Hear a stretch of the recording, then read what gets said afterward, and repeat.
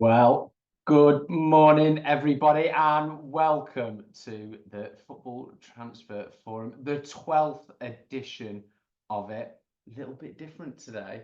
We're online. Good morning, Tony. How are you? Yeah, morning, Ryan. Yeah, I'm good. I'm not usually sat next to Ryan, so we're in part of my office, which is I refer to as the studio bit. Coming live from Newcastle upon Tyne. Absolutely. So we've got a whole day of some fantastic content. It's an absolutely jam-packed day, Tony. I know some people are going to dip in and out, which is totally cool, but we've got a whole day of a whole range of issues, Tony, right throughout the day. What's your kind of message for the people tuning in today? Well, because it's a bit different from what we obviously yeah, normally do. I mean, we normally do a live event, and this is sort of going back to online stuff, but we've got probably the best lineup of speakers that I've ever curated, Ryan. We had a bit of a transfer deadline day last night where I was trying to get two speakers in, just before the cut-off, which was last night. Fortunately for you guys, I managed that. So we've got two extra speakers that you weren't even expecting on the program that I've sent out. So yeah, it felt a bit like transfer deadline day last night, making a few phone calls, getting some really good people on board. But to be honest, we've got a sort of pick and mix. You know, when you go to the sweet shop, Ryan, in them sort of old-fashioned sweet shops where they've got all the sweets and there's so much choice, you just don't know. Okay. Where are you going with this? Go on. There's just so much choice. You don't know whether to have a bag of bonbons or you just go for everything. We've just gone for everything today. So there's something for absolutely everybody who's interested in football transfers, who's actually operating in the market of football transfers. And obviously we're going to look forward, Ryan, to the January transfer window, which is literally around the corner. We have to sort of skip Christmas and get straight into business for the 1st of Jan. Absolutely. Bit of housekeeping, guys. We've got the chat open, so if you want to share your LinkedIn address, if you want to share any general comments, the chat box is the area to do that. If you've got any questions, please do put that in the Q&A box. It just makes my life way easier, and it gives you the best opportunity to have your question answered as well. We really want to try and have as much of that as possible, Tony. We're in Newcastle. We want to do that whole Shy Bairns getting out. We want people to come and participate in the day. We'd like you to get involved. We've got some actual things. We've got some polls that we're going to ask the audience. That's right. But we'd like you to pass comment. We're going to have some great speakers about all different topics, and what I recognise is, and I've seen the guest list for this, the FTF 12. There's so much experience in the room, and if there is something you want to share, let us know and we'll try and get that out. So it's a bit of a more of a collaborative. It's not just talking heads for what we got 7 hours, something like that. There's going to be a lot of that because it's obviously that's the format. But if you can share, we invite people to share their LinkedIn's now if you want to, or where you're tuning in from. I know there's some people from Australia. There's some people from America who are probably going to join us. They're either very sleepy this morning or going to join us later. We've got a guest that's logging in from Los Angeles, which will be great. So that interactiveness, if you've got a question, please. Thanks, Timothy. You're the first person to put his LinkedIn. If you've seen, obviously I've sent you out the guest list. We've put all the LinkedIn addresses of all the speakers in there. So have a look at who's speaking. We're not going to dwell too much on, what have you been doing for the past 20 years or your career. It's not like looking through the CV. We're going to go straight into the content. We're going to get right into it. And like I say, we've got some great speakers lined up, and let's try and use the audience's knowledge and experience, right? Yeah. Now, Tony, we've got to address the kind of elephant in the room a little bit. I know a lot of people anchor their entire lives around the night out that the Football Transfer Forum provides. Jesus. So we are definitely coming back with a physical event next year, aren't we? Yeah, definitely. We're looking at sort of usual April, sort of May time, depending on just after Easter. It's going to be a physical event, but we're going to do everything in one day. So there's going to be a women's game and a men's game element in the whole day. So what I was, the last event, and many of you will have been to the last event at the Etihad, we had, the first day was a women's day with a women's game and really good speakers and topics. Yeah. The second day was the focus on the men's game, again, really good speakers and topics. But what I've realized is it's, we don't want to silo the women's game into one section and the men's game into another. Let's bring everyone together, because the principles and the learnings and the knowledge is all the same. It is nuanced. I've just been getting into the women's game, just touching my foot in the bathwater, so to speak. But I don't want this silo approach where that's the women's game, that's the men's game. Let's try and bring everyone together, and hopefully some of the content today will do that. Absolutely. So we've got that to look forward to in April. We've got the whole day today to look forward to as well. Yeah, so for those that have just joined online, just a recap of those housekeeping notes, really. General comments, sharing your LinkedIn address, all that type of stuff in the chat box. Any questions that you've got for any of the guests or any of the content pieces in the Q&A box. Now, you would have all had the today's agenda. Morning, Paul. Hope you're well there. Just saw that on the chat. You would have all had the agenda sent through to you. So we're going to track that as best we can, and it's my job to keep us on track and on time today. So with that in mind, Tony, we're going to invite on our first guests for the first session, which is the football landscape. But before we do that, we're going to quickly ask people a poll question. Are we not? There we go. So the first session, guys, is a general discussion around the football landscape. So just to make this as interactive as possible, we're going to ask you a little poll question here, and then we're going to get our guests on. So I'm going to launch that now. So the question is, what are the issues that are likely to have the biggest impact upon the football landscape in the UK? So choose three. We'll give you 30 seconds or so. Give them a minute. Give them a minute. Have a look down the list. It's early. We're early. Yeah. Later on, it'll be 15 seconds to choose. And we'll see how people on here are generally feeling. Well, there's an early rush from Man City via the EPL. That's ongoing. That's ongoing. Yeah. Interesting. We're getting some, yeah.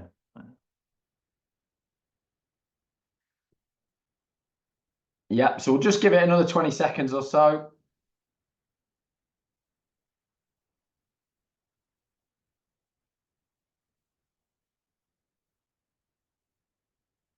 Don't think too hard on it.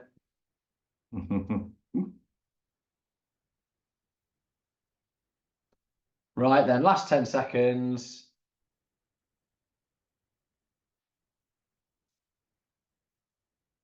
Okay, right then, Tony, we'll end the poll there and we'll share the results out here. So hopefully you guys can see that. So Tony, it looks like, it looks like the Man City versus the Premier League, player overload and PSR issues are the top three. I didn't expect it to be Man City. I think that's a sort of single club issue, if I'm honest, Ryan. I sort of expected PSR, and we've got Dan Plumley, who was fantastic at the last football transfer forum at the Etihad. Dan actually called the little flurry of transfer activity at the end of June. So we've got that to look out for. So we won't be covering that in this session, but we'll hit a couple of these topics that people have gone for. Brilliant, thanks guys. Right then, so I am going to invite on our guests here.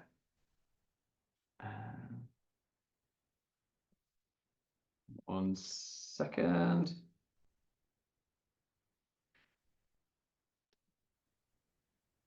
First up, we've got Adrian Bevington. Good morning, Adrian. Good morning, guys. Delighted to be with you today.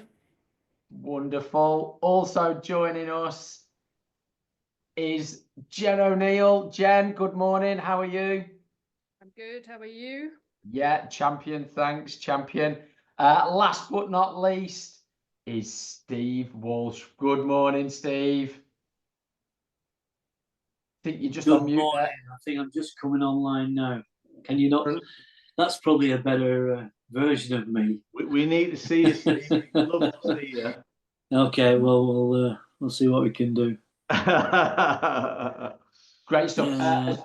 As Tony alluded to, we're not going to spend too much time going through the life story of everybody. There we go, Steve. Hi, Steve. Morning. There we go.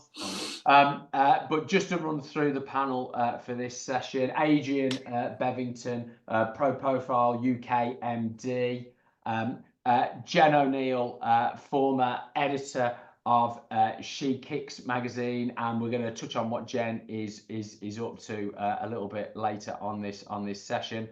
And of course, Steve needs very little introduction, has obviously worked in the scouting and recruitment loads of top clubs, and most recently working with the ownership group over in MLS side Charlotte. So good morning to you all. I hope that you are all well, and we're going to dive straight into it. And Tony and I we've sort of pulled rank, and we've decided what we're going to have a chat about initially.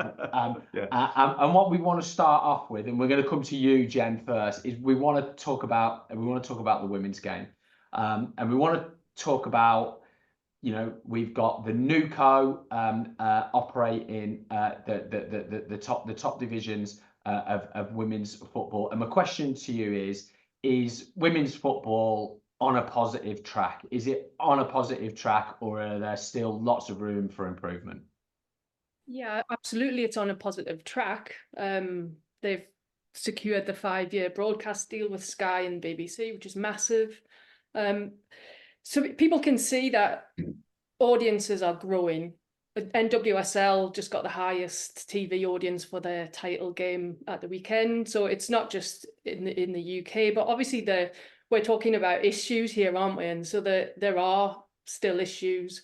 If you think about WPLL are bringing in sponsors, but is Adobe for the Women's FA Cup, which the FA have got, the same as the Emirates? It's not. So there's more money coming into the women's game, but it's not on the level that you would see in the men's game yet. Lots of positive things. I mean, I've got a list I can go through to just pepper people's thoughts, and I'll maybe sort of throw that in at the end. But yeah, there are hugely positive things happening, but that shouldn't cloud the fact that down the pyramid there are concerns, and the women's game is replicating and echoing some of the issues that we see in the men's game, and we're not doing anything about that. And that's a concern. Fixture congestion, all those things you see in the men's game are happening in the women's game. But peculiarly, in the women's top 2 tiers, we've got a contradiction of the top teams are playing too many games. And in the championship, they're not playing enough games because Reading dropped out. So we're having almost this sort of weird situation where we've got clubs like City, like Arsenal, like Chelsea, complaining they've got Champions League, they've got international matches for their players, they've got a lot of league games, and then in the Championship tier 2, they go weeks without matches sometimes. Yeah, I think what I'm hearing as well, Jen, is that women's football doesn't want to replicate what the men are doing. They want to start, not with a blank page, but they want to do it their own way, if you like. And I think, is that something that you're aware of? Well, that's the rhetoric. Is that the reality? Is that the reality? Because at the top end of the game where they're aiming for success, then clearly that's how it's going to go, because these are clubs owned by men's clubs, and if it's been successful for the men's club, then you do that. And there are huge disparities in terms of resources for the top sides. Yeah. I think there's Charlie Methven's obviously a popular character for some people. I mean, he came out and said that, and I think there's some truth in it that 80 to 90% of chief execs wouldn't want their women's team to get promoted to the WSL because they can't afford it. Yeah. And there's a lot of Wow. virtue signaling about you should spend this on the women's game and you should invest in the women's game in this way, but they're not the people who are having to put their hands in the pockets. Yeah. So there are lots of things to think about, but I don't want to say that this is a negative conversation because, yeah, the women's game is going in the right way, but there are still concerns and there are big gaps. Well, Jen, I have got a vested interest in the women's game now. I'm representing one of the head coaches in the women's game, Becky Langley up at Newcastle.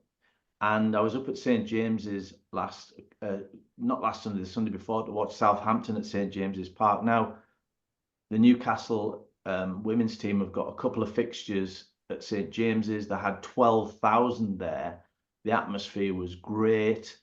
So, some clubs are doing a lot. Some clubs, and I probably would use Arsenal as the example. Is Arsenal perhaps the flag bearers here? Could you just tell us a bit about Arsenal?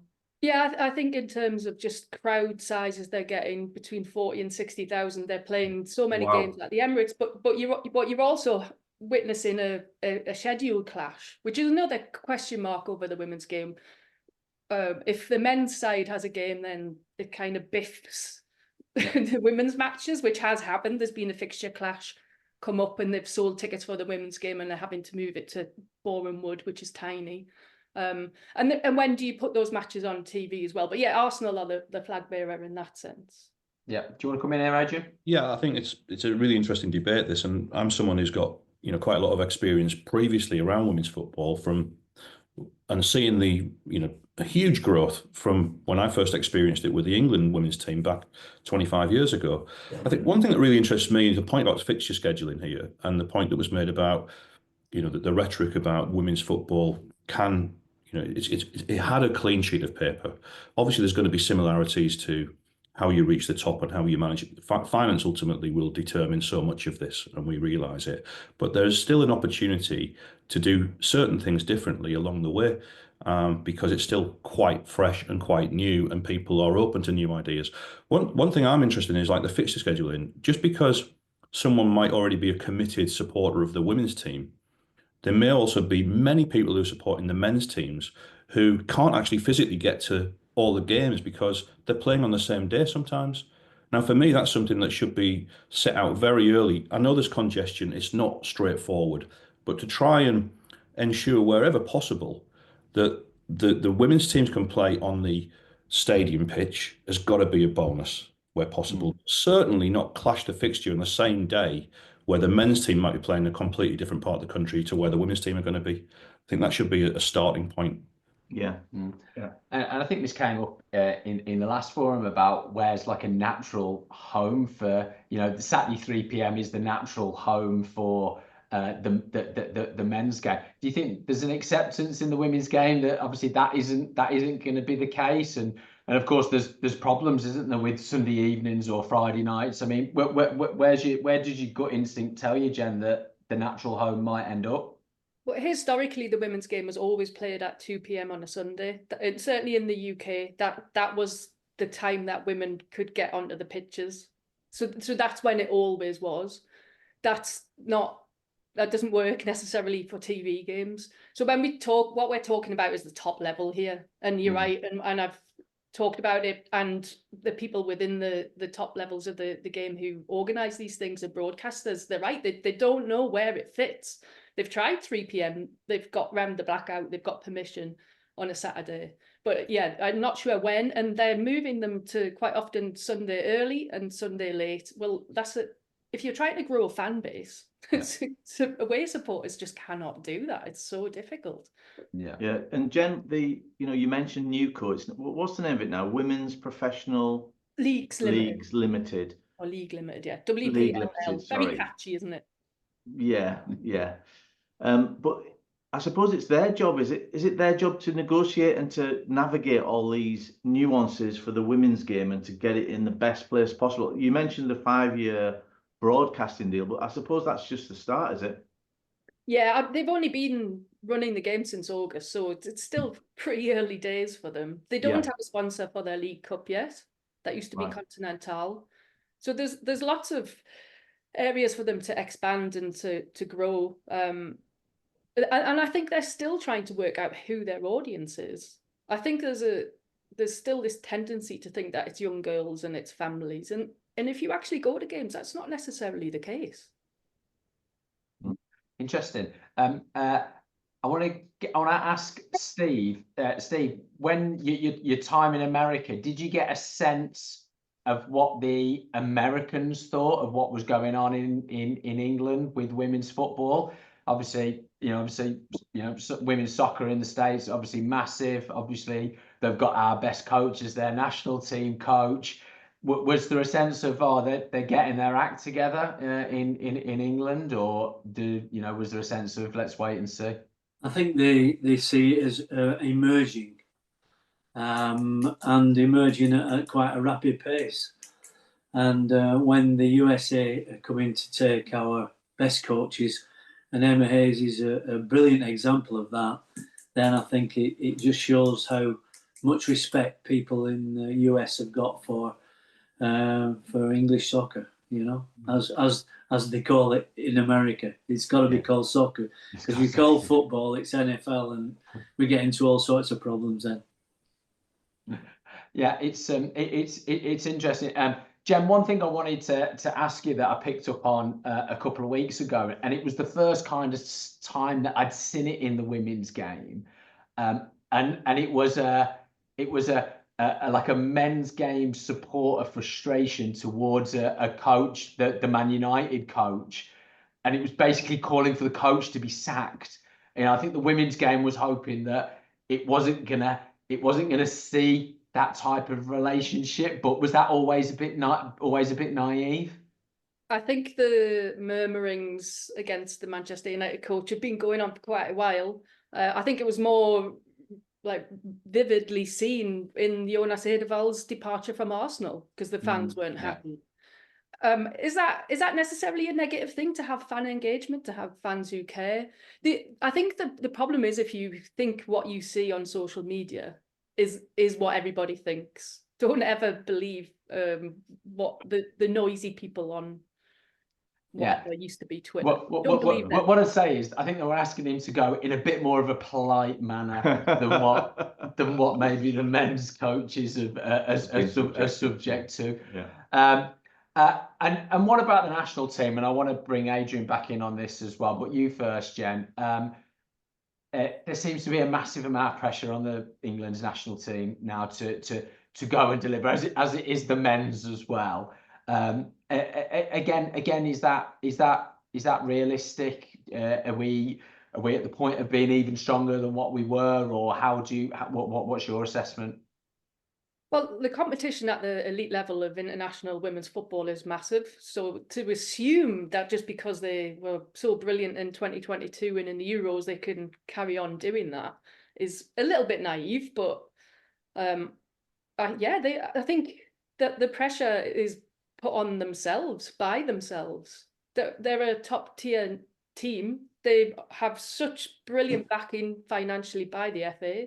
They're playing in one of the best leagues in the world, and other players are playing in other leagues. Georgia Stanway at Bayern, for example, is doing brilliantly. Kira Walsh at Barcelona. So you've got these excellent talents and a great system behind them as well. But Spain and the USA are probably slightly ahead of them. We'll see. I don't think it's unrealistic, and I don't think it's unfair, because, and you see the backing they get in. I think there's a sellout at Wembley again for the USA game. The interest and the support is there, and they put that pressure on themselves. Yeah, Adrian, you're no stranger to international competition. You can have all the best prep, you can have all the best players. It's hard to go and win things, isn't it?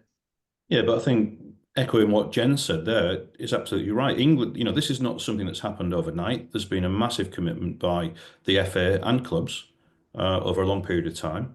We are in England now one of the elite nations in world football, and the level of work that's gone on behind the scenes reflects that. Should we be challenging at the latter stages of every tournament? Yes. Does that mean we've got a divine right to be winning tournaments? No.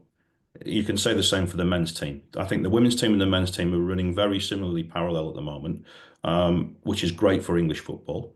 Not just English football. It's great to see the work going on in Scotland, going on in Wales, going on in Northern Ireland. There's a lot more exposure than ever before. There's a genuine commitment. I remember putting the first game on at Wembley of England women back in, I think it was 2013.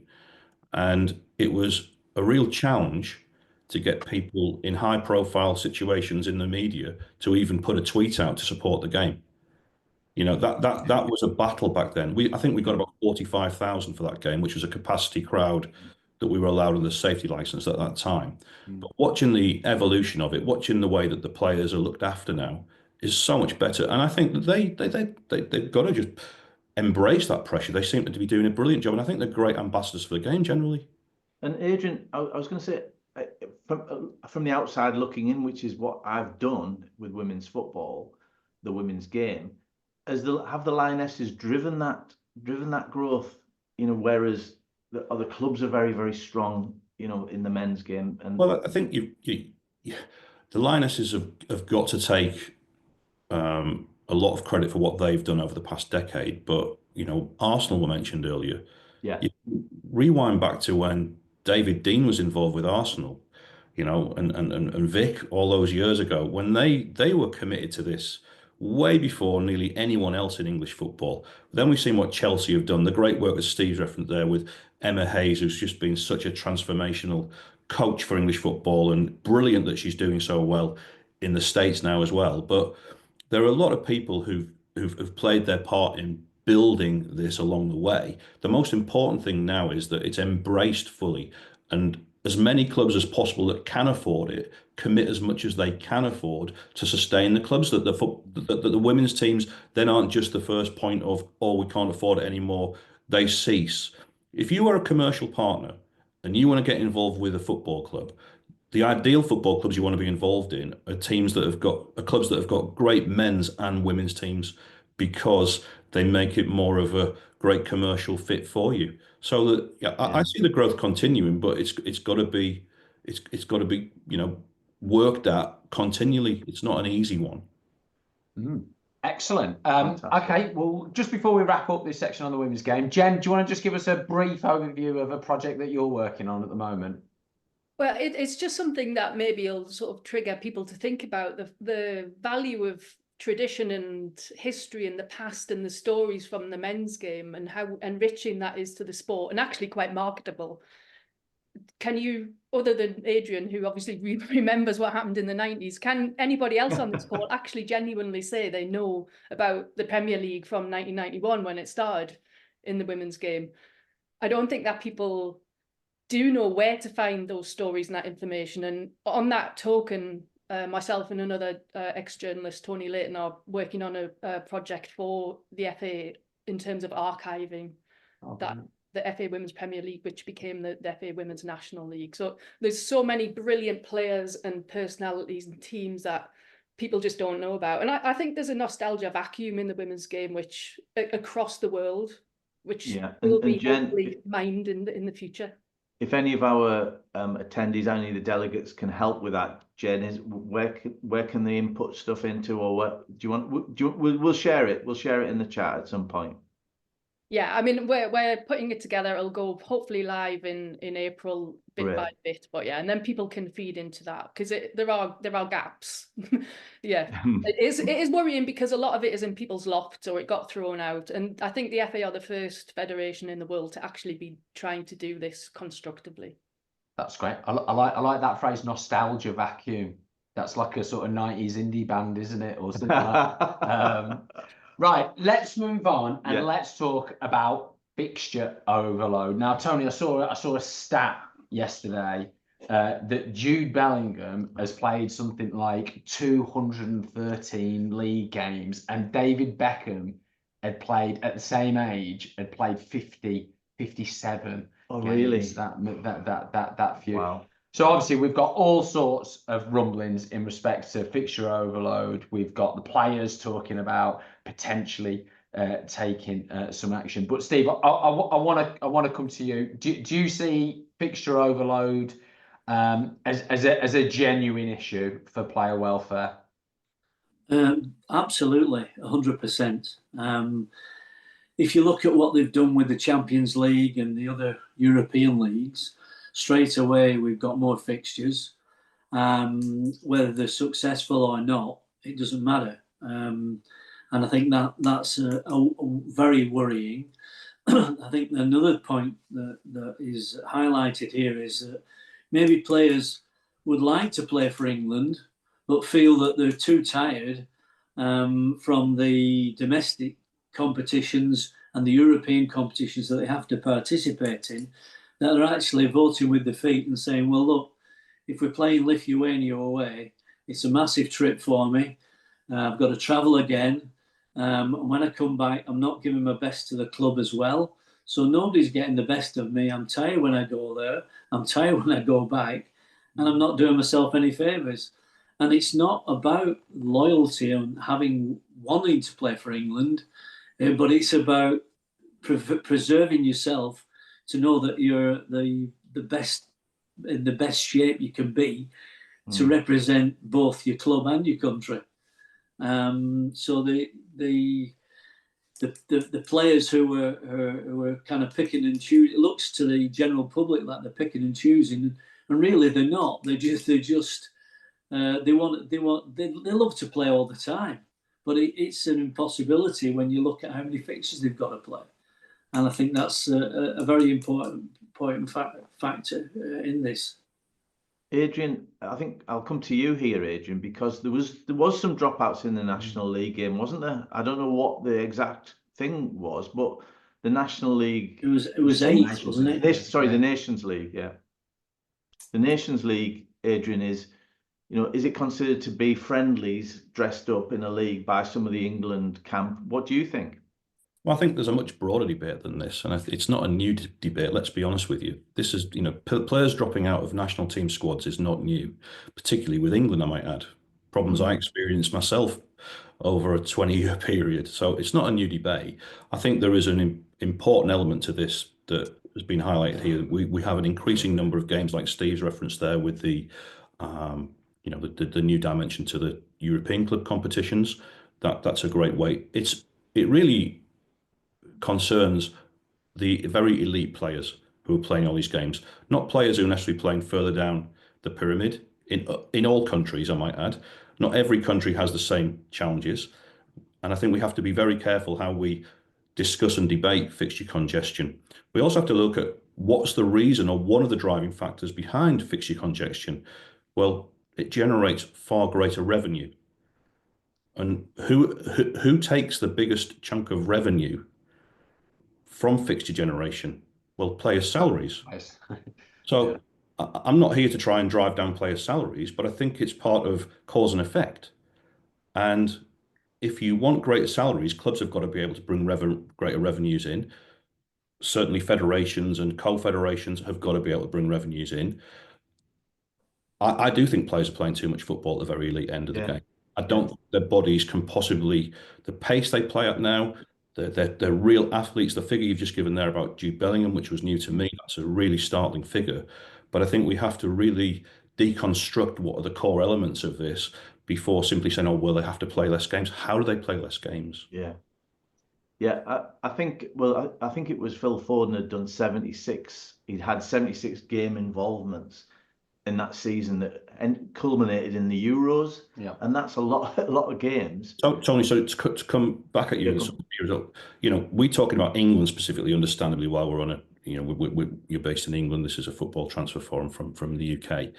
But Brazilian players, Argentinian players, they seem to round the world 3 times over every time it's an international get-together. They very rarely call off.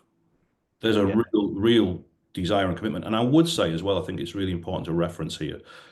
I think Gareth Southgate, when he was the England coach, I think he built up a real collective spirit where the players really wanted to turn up and be there. That wasn't always there previously. So I think it's about the culture and the environment that you create. And Steve, what I like, I think, is the players are getting a voice. You know, the players have just been done to all the time, and it seems like they're the stars of the show, and they go on and they perform, and they've got really no stake and no say. You know, they weren't consulted about any of this, and some of the elite players have come out, haven't they, and sort of raised this issue. I think they've got a point. We are, at the end of the day, as Adrian intimated, we're only talking about the elite end, and we're not talking about the average. I mean, most championship players would die to play for England, you know. So it's not an unwillingness, but I think it's about looking after yourself, and unfortunately in football we are driven very much by the profit margins that are established by the clubs, but also by the national team as well. You know, they want to get their revenue streams in, and if you've got a full fixture against Brazil at home, even though it's a friendly game, there's a good chance you're going to sell out Wembley. But to do that and provide maybe another extra game, you've got to get the best players to play against Brazil. So it's a bit of a chicken and egg situation there. So it's a difficult one. But you know, the elite players, again, Adrian's mentioned, are playing too much football, and they have got a point. And the public don't sympathise with them because they see the salaries that they're earning, and you know, you can't earn a salary with a broken leg.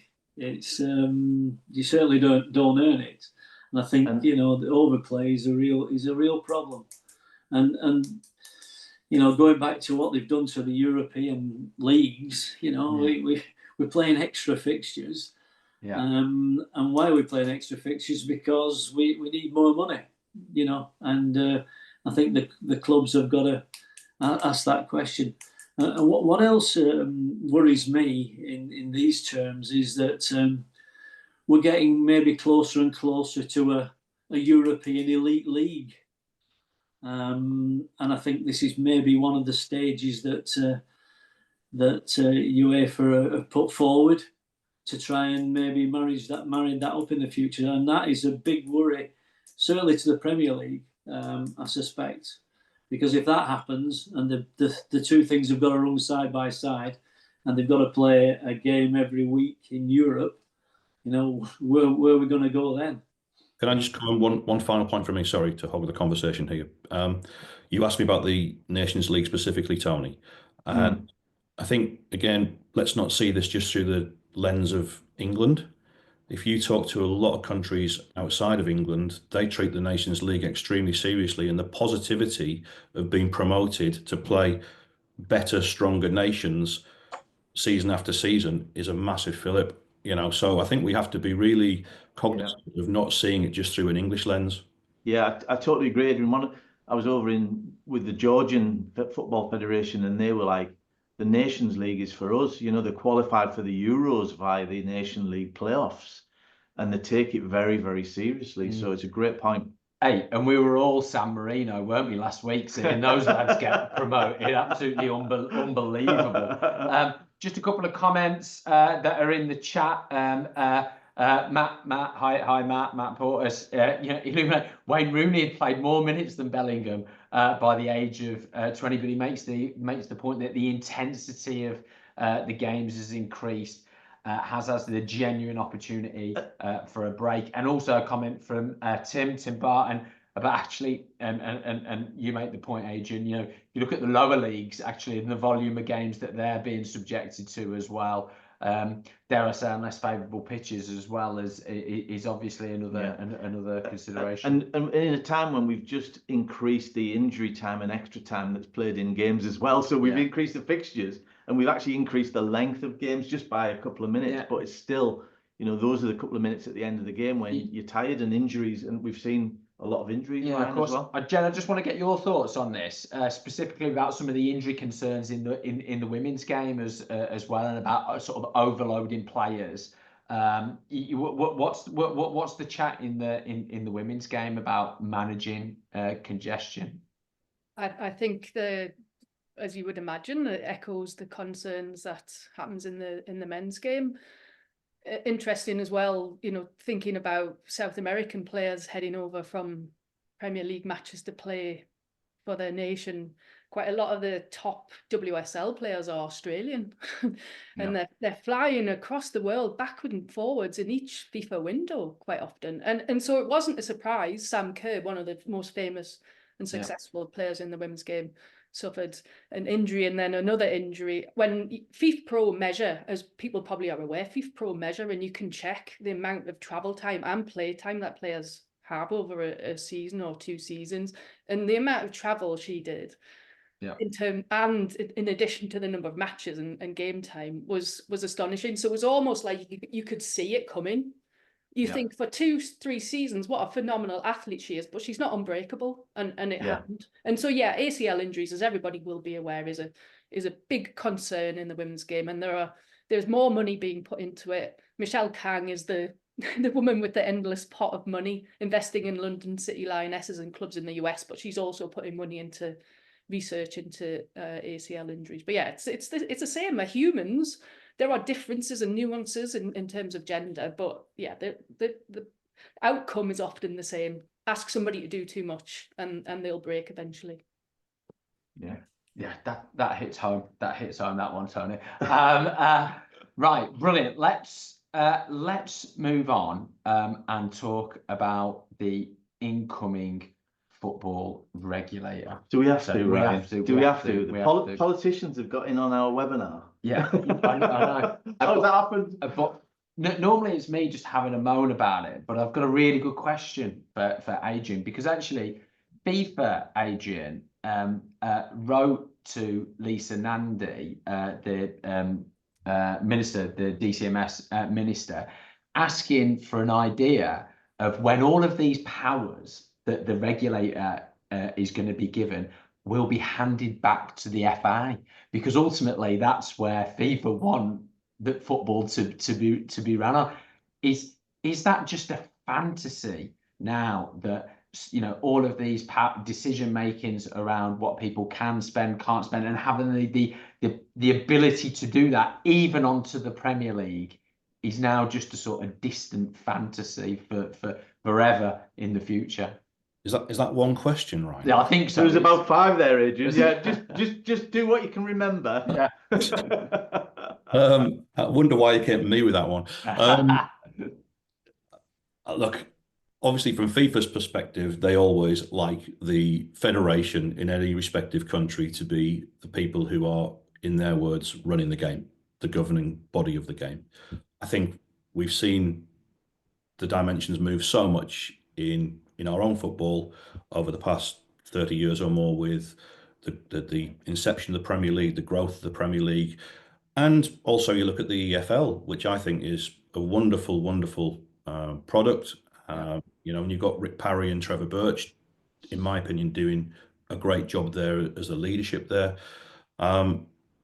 Who has ultimate control? Do we really want to see politicians running football? Not personally. I'm not sure that that's really what they want to be doing either.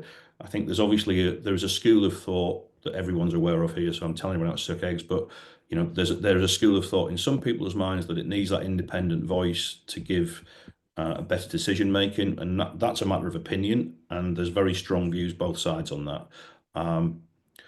I don't have a hard answer for you, to be honest with you, as to how that plays out long term. I think the most important thing for me here is there's just good people having as much sensible dialogue as possible in what is a very complicated space. When you have so much power and finance with the huge clubs in the Premier League, you have a national federation, you have a league body, and look, we're seeing ourselves at the moment, the challenges that the Central Premier League, which is actually really a collective of the clubs themselves and what they're managing. It's not easy for anyone to come in and try and do this. So it's about a sensible approach as much as possible, that whoever it is, however they're doing it.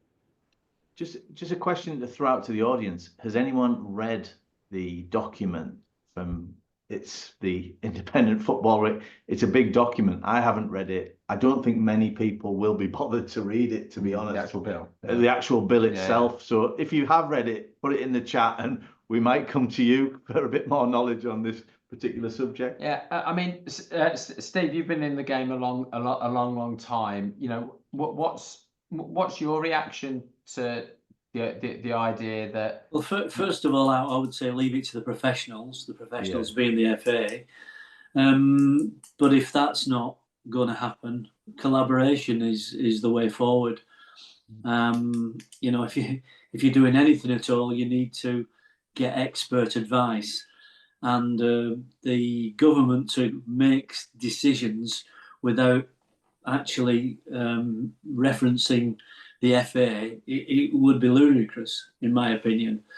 So I think that if it has to go down that route, then collaboration is the way forward. But better to leave it to the professionals. Steve, do you think it might, you know, if the football regulator's working in collaboration with the FA, it might give the FA a bit more teeth to challenge some of the bigger issues that clubs might be thinking about, or that, you know, football in this country might be facing? And we're talking, you know, right down the pyramid. You know, I think one of the things that the financial regulator is hopefully going to do is stop rogue ownership, rogue owners, people putting money into a club and then just walking away. Do you think that might help, that it gives a little bit of teeth for the FA to use? I think theory is fantastic, but in reality, how are they going to do that? Yeah. You know, how is it actually going to work in reality? So from that point of view, we'll just have to see what happens. Obviously, the government's the government who make decisions, but they may be overturned by the football authorities and may get us kicked out of competitions. You know, that's been muted as well. So we've got to try. The government have got to tread very carefully on this, because what they don't want to become is unpopular. And I think if England were thrown out of a couple of competitions, you know, the government would certainly, you know, next time round, we could have Boris back in charge. I think that was his goal. Just picking up on that last point though, as well, from Steve there. I mean, look, you can't begin to imagine that we're ever going to reach a situation where political interference, as it might be deemed internationally, is going to play such a role that leads to such an outcome. I think we've got to also focus on the fact of, look, we've got some big issues that occur, whether it be around the financing of the game to the health of clubs further down the pyramid. Yeah. But ultimately, what we have got, and we can't lose sight of this, in the men's and the growth of the women's game over the past decade, we've got a fantastic football system in this country. We've got the best domestic league in the world that's watched by more people. We've got brilliant clubs that perform in Europe every season so well. We've got a brilliant championship. We've got a great pyramid underneath that, and we've got a great growing women's game. We've got brilliant academies. We've got great stadiums, great facilities. There are things occasionally that need addressing, that need to be managed sensibly. As Steve said there, it's about good dialogue. It's about people working together collegiately, but you don't always need to have a sledgehammer to crack a nut here. We've got a good product. Don't lose sight of that. Well said there, Adrian. Thanks, Adrian. Jen, the regulator is, I guess, from a women's game perspective, you know, he's actually quite, you know, favourable on the women's game, putting more pressure on teams to adopt more resource into the women's games, things like that. Are there any concerns from the women's game about the regulator? I can't imagine that. I think if you consider that they're under the umbrella of a men's club anyway, and if you want pressure for a club to overspend on something that they can't afford, you have a Reading dropped out of the championship. You know, so it has to be sustainable. As Adrian said earlier, the investment in the women's game, we want it, but it has to be sustainable and it has to be sensible. And Karen Carney's report was instigated and funded by the government, and is useful, but it has no power. But it's always good to have an independent body or review to look at how things are going and what can be improved. But the devil is always in the detail, as Steve says. Brilliant. Right, we've only got a few minutes left, so I want to try and get through some of the questions that people have asked on the Q&A box. So Joe asks, hi guys, question for Jen. My biggest exposure to women's football so far has been via social media. What I've seen on Twitter, X and TikTok is an investment from supporters in characters and individuals in a much more concentrated way than the birth of the rise of men's football. There seems to be a lot of attention and focus on the individuals within the team than purely the team itself. I'd love to hear your thoughts on how it possibly affects the future of the women's game and how teams operate. Well, I think anecdotally, I've heard of clubs signing players who were of similar ability based on their social media profile. Whether you think that's a positive or a negative, I'm not sure, but it has happened at some big clubs in Europe. I think as social media maybe changes, that might change, hopefully, because I don't think it's particularly a great idea. When I talk about the differences in resources for clubs, it's the same for players as well. A lot of the sponsorship and interest is concentrated on the elite big names. But as hopefully the visibility and knowledge of the women's game grows, then that spreads out. It's understandable that you maybe only know one or two players in the team, less the rest of the team. And also, we're actually seeing that in the men's game to an extent, aren't we? Where supporters follow a player, not a club. Yeah. So it's happening a bit in the men's game, but it is more visible, I think, in the women's game at this point in time. Cheers. One for Adrian and Steve from Craig. How close are we to players putting maximum minutes played into contracts? Adrian, I'll come to you first. I don't think we're, personal view, I don't think we're that close to it. But ultimately, it's got to be led by FIFPro, hasn't it, rather than individual players. It'd be an interesting conversation when it comes to the financials around that. Steve, have you ever done a clause? I'm not playing away at Stoke on a Tuesday night. Find yourself another club, son. No, I can't see it ever happening.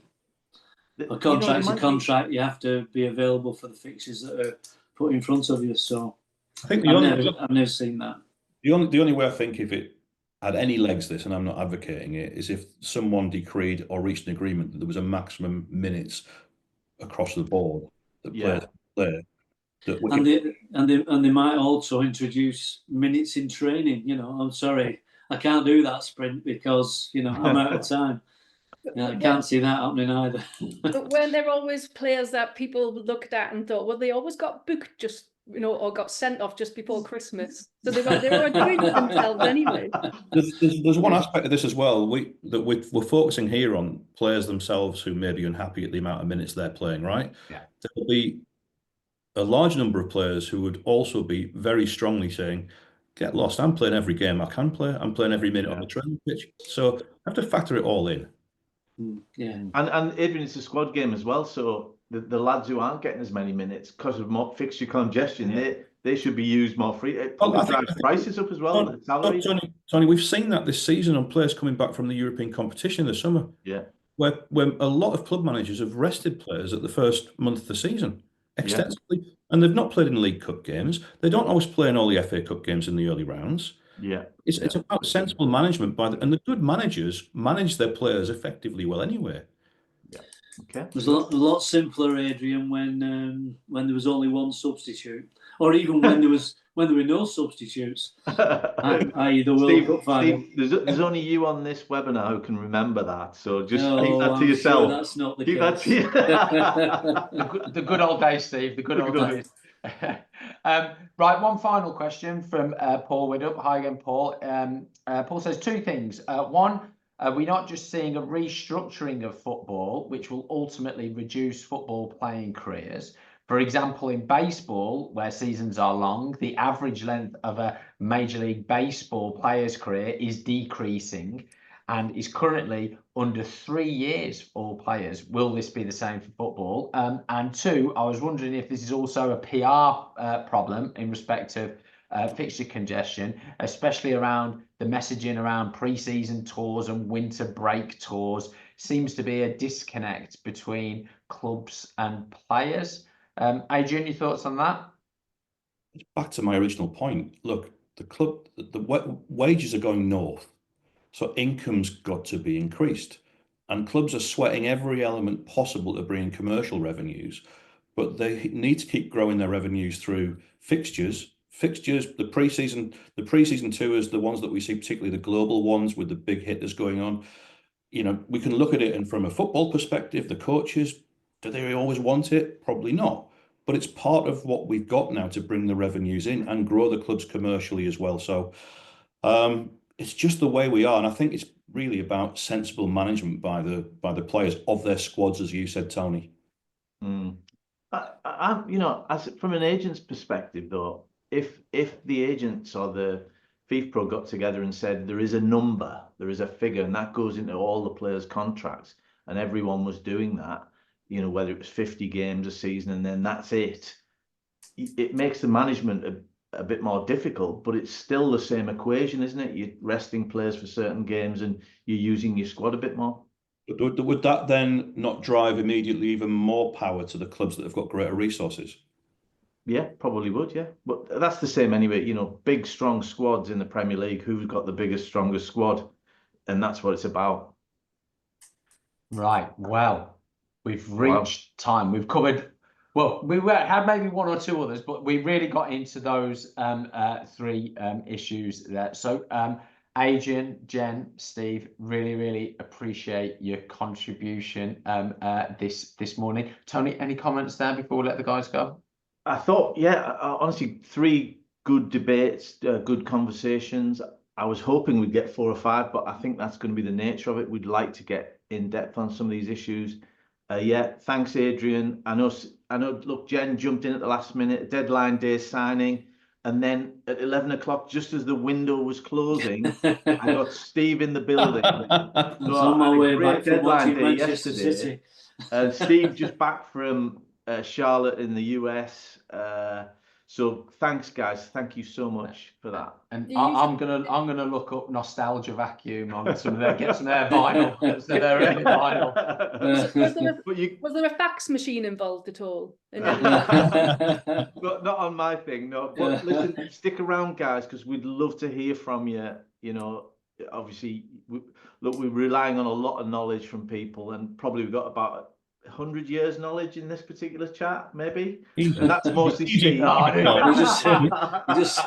just saying from my perspective. All right, thanks, guys. Cheers, guys. Thank you. Cheers. Bye. Excellent. Bye. You need to return them. No, you need to return them to. You need to return them. Oh. Where is it? 1 second. Just do that one. No, you've got to. Ryan's just having a little bit of a technological. He's trying to return the panelists back into the audience, into the delegates. No, don't put us into Chinese language. No, I won't do that. I won't do that. Maybe if. Oh, here we go. Yeah, that's it. He's found it. He's found it. He's found what he needs to do. Thanks, Ryan. That's brilliant. Excellent. So look, we're moving on, and we've got Dan Plumley coming on, one of the academics that we rely on for cutting edge information. Dan was superb at the Football Transfer Forum 11. He did a talk about profit and sustainability rules, and Dan's going to present to us. Hi, Dan. How are you doing? Hi, both. You okay? Good, thank you. We're very good. It was good to see you at the Football Collective up in Newcastle recently. Did you enjoy that? Yeah, I did. I thought it was a brilliant event, and I'm sure there's some people on the call today. So yeah, fantastic little network and a really good couple of days. Yeah, and the next one, I'm hearing it's Belfast. Is that right, Dan? It's not for me to to comment on that one, Tony. I don't think I'm not hosting the show, so if it is, all right. There, well, sure that must be just on my wish list, because it's on sort the of rumors, it's that I've never had a night out in Belfast, and I've done Dublin, so if it's that, or it could be Middlesbrough maybe, Teesside University maybe, that would be good. Dan, I like your absolutely classic academic setup for the webinar. You've got the books. Yeah, you got the desk. You've got the whiteboard there. It's your classic academic setup. I love it. Do you know what, Ryan? I need to be on campus today, so it wasn't deliberate. I absolutely have to be on campus, but it is always nice to do these things. With the bookshelf behind. We're going to go for a poll first of all. We're going to start with a poll, Dan, and it relates exactly to what you're going to be speaking to. And what we're going to ask people is, we're going to ask our audience, and look, it's all anonymized, so nobody knows what answers you put down. But we're going to ask the question, launch the poll, Ryan. We're going to ask the question, who is going to be busiest in the January transfer window in the Premier League, the English Premier League? So we've got all the clubs listed. I think I did them in league order. So we've got factors at play like PSR, which Dan's going to talk about, factors in play like new managers. Yeah. We've got factors in play like squad rotation, people going out. City's relegation form. Yeah, we won't mention Man City. They might be looking at Championship players. No, joking aside. But, obviously there's a lot of guys from clubs here. It's all anonymized. Don't worry about it. Stick your three. You've got three choices, so make three choices, and we'll sort of get a feeling from a group think. Yes. Is that group think? Is that another band from the? It's not another. No. Group think. I think that's a good band name. Yeah. Group think. Right. So we'll give that another 30 seconds or so. Dan, you don't vote because you know what's going to happen. You have a better idea than most of what's going to happen, Dan. The predictions must have been okay in May when we were at the Etihad, because you've invited me back, so we can't have been too far wrong as a group, could we? Seriously, Dan, you called that little flurry of transfer activity in June that nobody expected and nobody saw coming. The clubs got together and made some transfer deals to balance the books, and that was a really great shout that we learnt about at the last football transfer forum. So okay, last 10 or 15 seconds then, guys, and then we'll close this off. I don't think, there's nobody voted for Liverpool. They must be, they've already, they're several points clear. Do they need much? The final fans last night at the game spent about 20 minutes just singing Arne Slot songs. Did they? The Man City fans. Oh, really? Which was incredible. Okay, we'll end that there and we'll share it out. So 11% for City. Is there any money left in the world for Chelsea to spend? There must be. Is there enough room in the changing room at Chelsea? Newcastle there. Oh, well, there you go. Man United. Nothing for no one for Wolves at Ipswich. So it looks like the top three would be Man United. Forest are always active, aren't they? Forest, hopefully Brassey's on today. Chris Brassey's on. And Chelsea. He's quite he likes to spend a bit of money, doesn't he? So let's just see. So Dan, you're going to present for 20 minutes and then you're going to open up for questions. We can share your screen and you just take it away. Yeah, do you want me to share my end, Tony? Is that all right? Yeah, no problem. Right, let's just make sure. So can you guys just see one slide in PowerPoint mode? No, not yet. Not yet. It should come up. Let me know.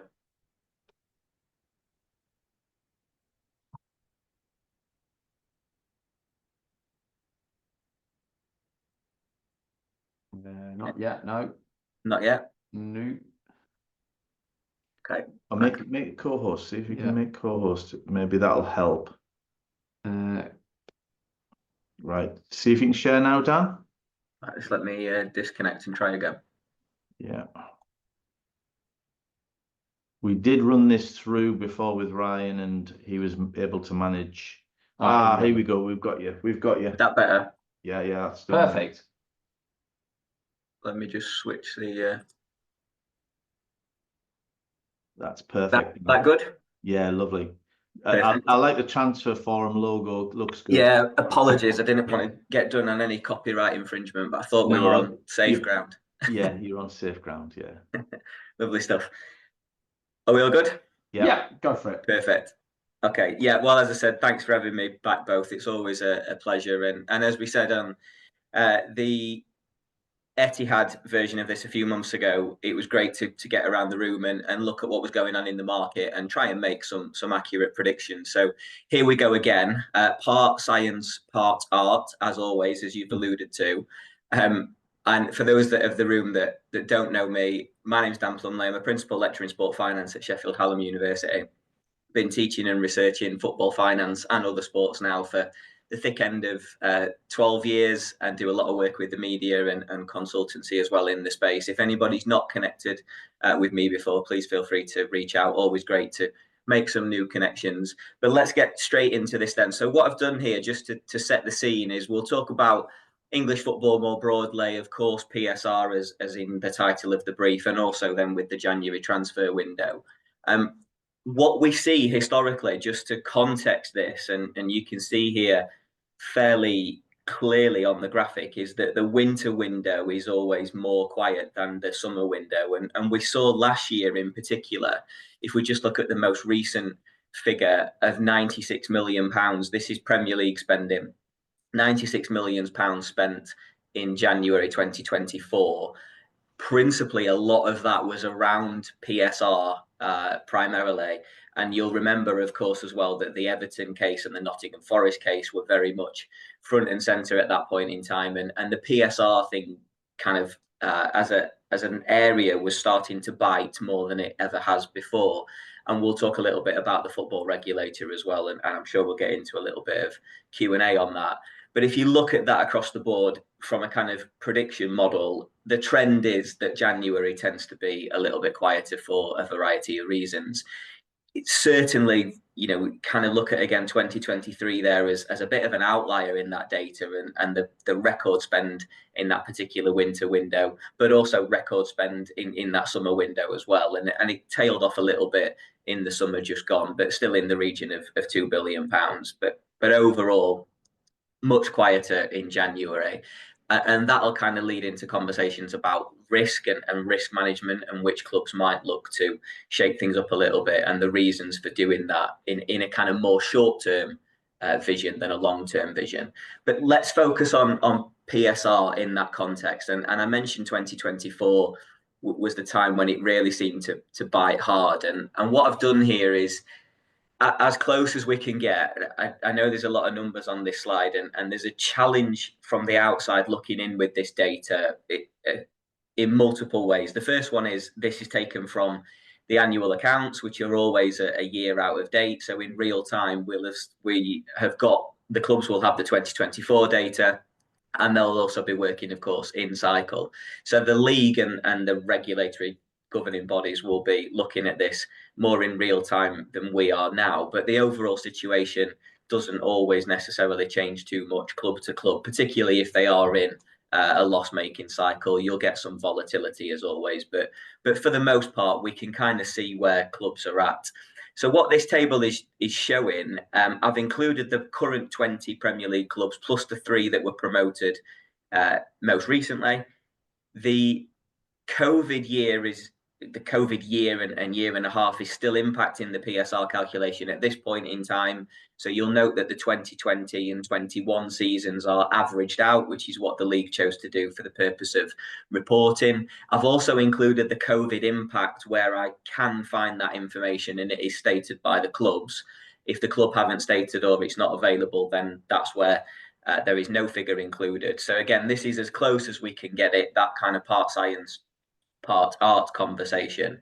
And this is ranked from top to bottom in order of kind of best on the board, the PSR calculation across the 3 years that is most healthy, and of course towards the bottom there, least healthy. So you can draw your eyes to certain clubs that are of interest within that framework. I'll just pick out a couple so you can see the mechanisms. I think what's interesting for me is that the PSR calculation in the fourth column of the numbers is based on the financial data from the accounts. If you look at the COVID impact, and there's other things there that come in around what could be adjusted, we'll know Everton's COVID impact of a claim of about 228 million. But if you look at some of the other figures on the board, that goes back to the certainly the perception and also the reality of how that case played out, that was artificially inflated in most people's opinions, and that was principally around PSR. And as Tony and Ryan mentioned when we jumped on the call, we've got Nottingham Forest in there, we've got Chelsea, Newcastle, with you know, particularly the ones that we thought were close to the wire, Aston Villa as well, who did that kind of transfer swap in and around the 30th of June, and of course Leicester City since then getting off on the Premier League charges linked to the way they were filing their accounts and moving the year-end date around a little bit. So that's the picture across the board there. And what I've tried to do with this, and I thought the poll there, I didn't know that was coming, by the way, but it's a great little setup for what follows. So here we go then.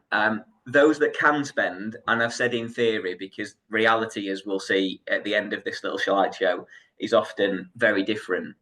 So those that can spend in theory, Brighton, very healthy against PSR, and we know the sales that they've made in the past, principally funded by Chelsea a lot of the time as well, which has helped, and some of those fees, but they are in a very good position based on that particular data that we can see. We've got the big clubs are in here, and I'll caveat that with the reasons why. Liverpool, despite the fact that, as Tony was saying, might feel that they don't need to spend, depending on how the title race is looking come January, but can spend for sure, and always can. West Ham are an interesting one within that mix, and there's always that conversation about individual clubs and where they are at, which we'll come back to. Brentford were high on that list as well in terms of a relatively healthy position. And then we've got the ones that we expect to be able to spend at any point, even if they have been making losses over the last couple of years. Those clubs that are protected from with Champions League or Europa League money, the biggest clubs in the league. And even though, as I say, the position might not always be one of profit making, they're always the type of clubs that you would expect to be able to go into the market just because of the power dynamics of English football and the power of the Premier League and those clubs. And we'll put a huge question mark there on Manchester City as well. And it was interesting to look at the poll. Financially, can always spend, for sure. The caveat with City, of course, is a very big one. And that's the overarching case with the Premier League and what they do this season. And that'll be an interesting one to look at, given where they are in January, of course, given the current run of form as well. So let's put a question mark on City that we might come back to. Those that should probably not, and again, the caveat here is should probably not, but in reality might as well. Leicester City, we talked about their particular issues and where they've been at with the Premier League case as well on return to the Premier League. The obvious ones again, Chelsea, Everton, Nottingham Forest, Aston Villa, Newcastle, and Fulham are one that we've not talked about really. They've not come under the scope too much, but their PSR position hasn't been overly great in the last few years, and that again is a bit of a question mark. Now I'm saying this with the caveat because that's what the numbers are telling us. That's again from the outside looking in, but we know, and certainly from some of the information we've seen, some of the issues at Newcastle and Eddie Howe himself coming out and mentioning PSR in his interviews, which is a fascinating, change of dynamic for managers to start quoting financial situations. We've seen Aston Villa come out and support Manchester City in the associated party transactions case. Their owners are very much of the opinion that those regulations should be lifted and eased off so that they can invest in their club. We've seen the situation at Forest and Everton with points deductions, and as the guys were alluding to, we're not quite sure how much space Chelsea have still got for first team players, and probably shouldn't be spending, but seem to again go against the theory that we think. So there's the kind of almost like the haves and the have-nots there as well as always, and those that can and those that should probably not. I think what's also interesting is those with decisions to make. And we need to look at the table there in January, perhaps more so than we do in the summer window, because ultimately a lot of those decisions are based on the short term to the end of the season and whether or not you are at the risk of relegation or whether or not you are fancying a promotion push. So look at the table at the minute. Southampton and Ipswich, who we both probably expected to be towards the bottom end of the table, both recently promoted. Ipswich spent big in the summer though and have not been in the Premier League for a while. So what do they do in terms of their kind of end of season goals? Crystal Palace and Wolves, both in the relegation zone, but also both close to the PSR deficit. And again, that would need to be factored into the calculations based on the data that we can see. And I didn't do this deliberately, but that only leaves Bournemouth out that we've not mentioned yet. And again, on the poll, I don't think nobody had Bournemouth spending at all. So there's an interesting one there. That's not to do them a disservice, but kind of in the middle of the pack, not too bad against the PSR calculation from what we can see. But ultimately, again, wouldn't want to get dragged into a relegation fight. And then I think we've got to look at the top of the Championship too, always in January. It's really fascinating, particularly as a fan of a Championship club. Relegation means a £60 million reduction in revenue. That's the net difference between a TV payment if you finish bottom and a first year parachute payment. But if you've not been in the Premier League for a while, that promotion up can be worth a minimum of 120 million, and sometimes north of that if you can get some good commercial deals alongside it as well. So we know that Leeds, Sheffield United and Burnley will be thereabouts. They're still in receipt of parachute payments. And it pains me to say, coming from the blue side of the city, that Sheffield United went top of the league last night. But we expect those things to happen. The clubs in and around it that haven't been there for a while, what do they do, and where's the risk profiling in their decision making come January? So looking at Sunderland and Middlesbrough in the playoffs, West Brom just on the fringes of the playoffs, and others that might come into that mix. And it really then does become a kind of stick or twist decision. So always good to keep an eye on the Championship in the January window and see who's looking like they might fancy a promotion push. And that goes back to the risk piece for me of financially, how do you view that risk and reward? If you are looking at a deficit of 60 million for relegation, do you spend 20 million in the transfer market that might keep you up? Is the net gain worth the decision and the risk? So I think those are, of course, really interesting conversations that will be happening in boardrooms up and down the country. There are other factors at play, and we could spend a whole probably day's webinar talking about all these things, but just to rattle off a few that the guys have talked about. What does PSR look like in the future?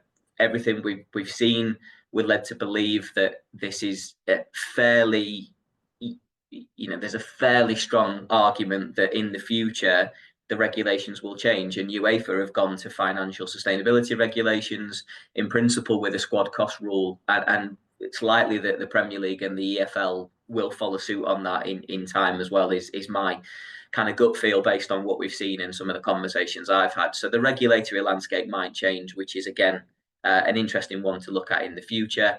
Of course, the Manchester City case is overhanging that as well at the minute. That has to get sorted out, and a resolution has to be done on that because it is linked to the current version of PSR. But if they are to change, we have to consider the dynamics of the City case and how that might impact the whole regulatory framework.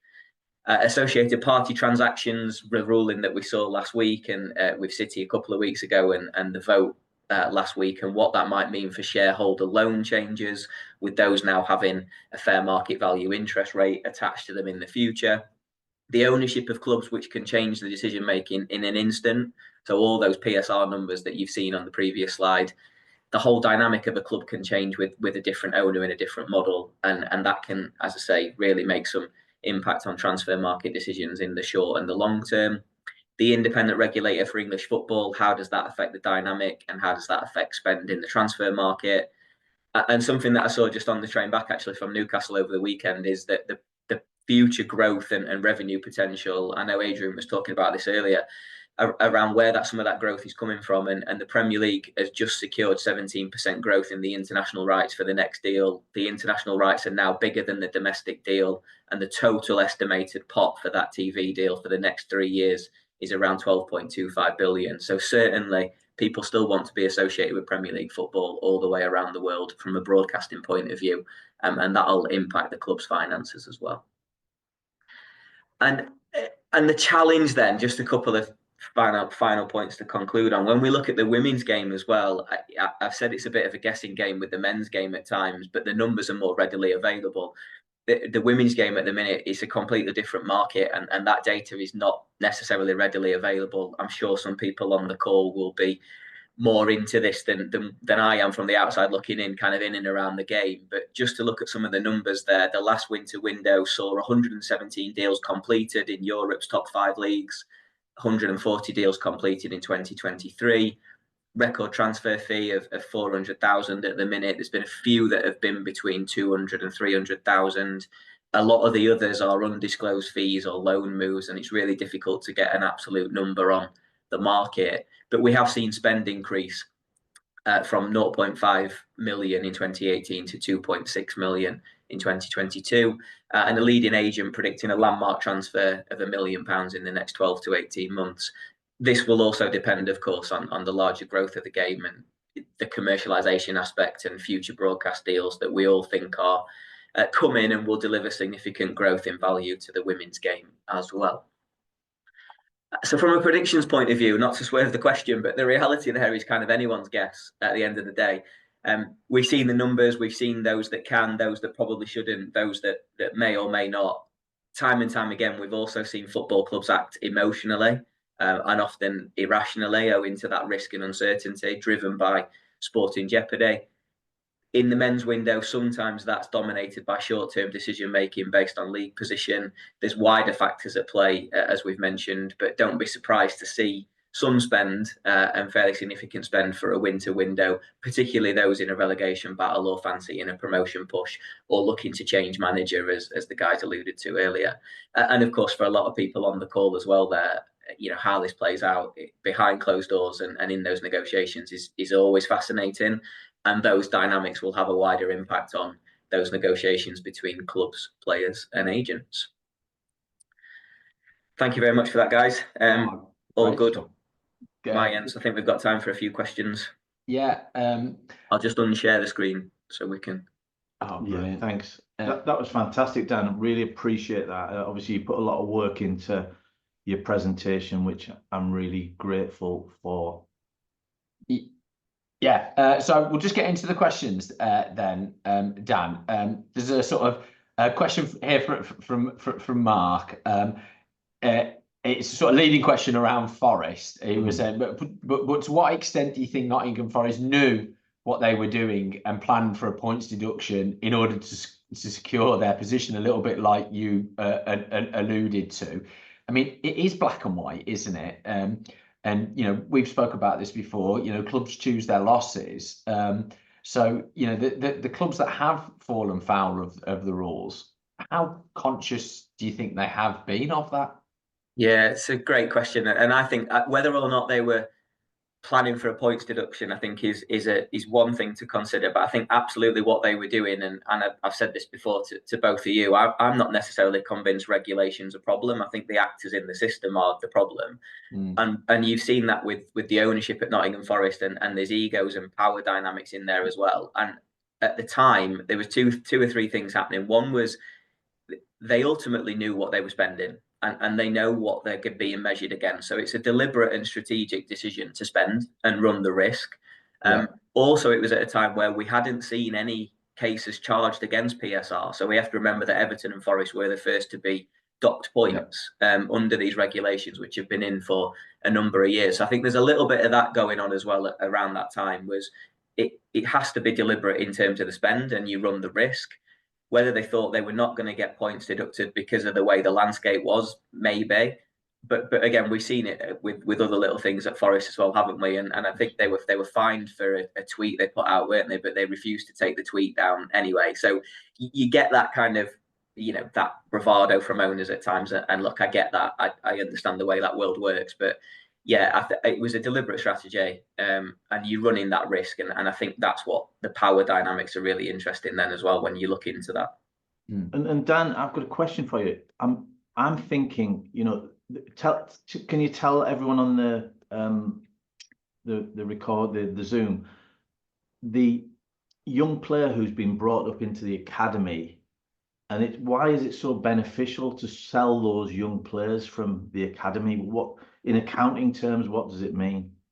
Yeah, so they don't have a cost ultimately to the club. So what happens when a player is signed on a transfer fee is they'll divide the number of the transfer fee by the number of years of the contract, which gets you that amortization charge per year that is a hot topic around PSR, and that is ultimately a cost to the club. So when you sell a player, you then have to factor in internally all the cost that you've had attached to that player to be able then to generate your accounting profit or loss, which will then impact the bottom line. When you do that with a homegrown player, they don't have that value sat on the books. So ultimately, if you sell that player, it's pure profit.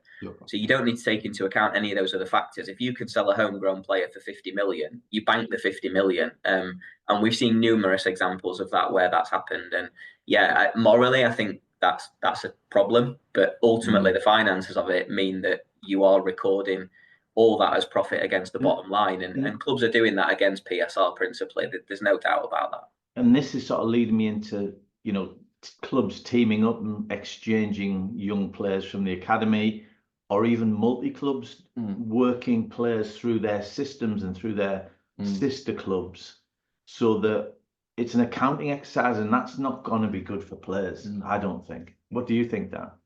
Yeah, I think the players and the human side of it gets caught in the middle of that, doesn't it? And I know you've got a couple of speakers that will touch upon that later on today as well. Yeah. I'm looking at that in terms of the numbers, but yeah, we've got to be aware of the human behind that. And for some of those young players, that can be really disheartening. And yeah, morally, I think it's not right, but the finances dictate that that's what's happening in the market a lot of the time. And it's purely, again, looking at the regulatory framework and pushing up against it that some clubs have been doing.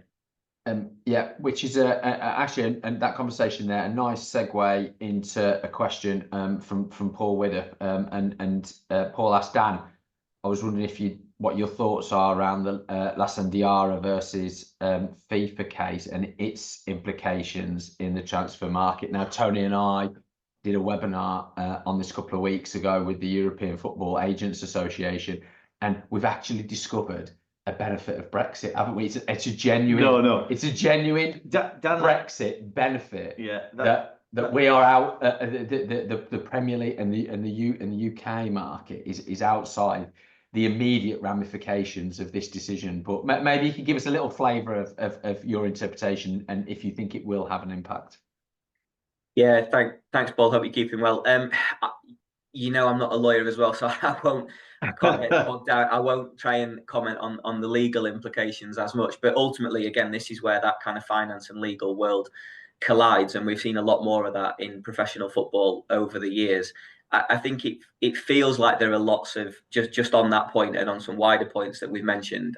It feels like there are really significant decisions that are either being made or are being worked through at the minute, and that is one of them that could really shake up, in this case, the transfer market, could really shake up the whole landscape of some of those leagues as well. And I think what's important to remember there is we can't just look at those things in isolation as well. That Diarra case and how it might affect the player movement and the transfer market will also have an impact on clubs themselves, but will have an impact on leagues as a result of that. It'll have an impact on the wider regulatory framework, UEFA, the Premier League, FIFA, and it becomes wages. It becomes against the squad cost rule that's going to look as wages as a factor. So it's really tricky, and those decision makers have to try and piece that together and make sure that it can be as consistent as possible in the way it affects the ecosystem. But it does feel like that is a one thing at the minute, particularly in the player market and player movement, that could have a really seismic impact on the industry. And we might look back on that in 10 years' time and go, that was the moment. And we might look at other things as well that are happening and say, that's the moment, like we have with the formation of the Premier League, the Bosman case. Hindsight's a wonderful thing, isn't it?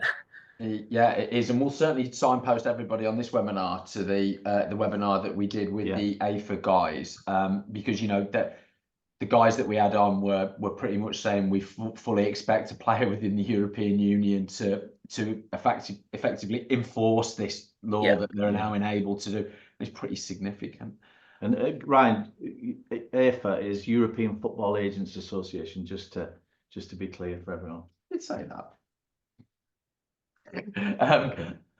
Brilliant. Thanks, Dan. So listen, Dan. Absolutely top draw. So we'll come back and see if Dan's predictions are right. He's got to come on again now. This is going to be a regular feature. It's like, only if I'm close though, right? So if I don't get an invite back next time, that means yeah, that's it. That's true. Wasn't anywhere near. Thanks so much. Thanks. All right, thanks both. Always a pleasure. Thanks. Yeah, so we'll move on, Ryan. So we next up we've got Christina Taylor. I was very, very fortunate. Christina, Christina invited me down to her dance, I'll call it a dance studio. Here we go. Hi, Christina.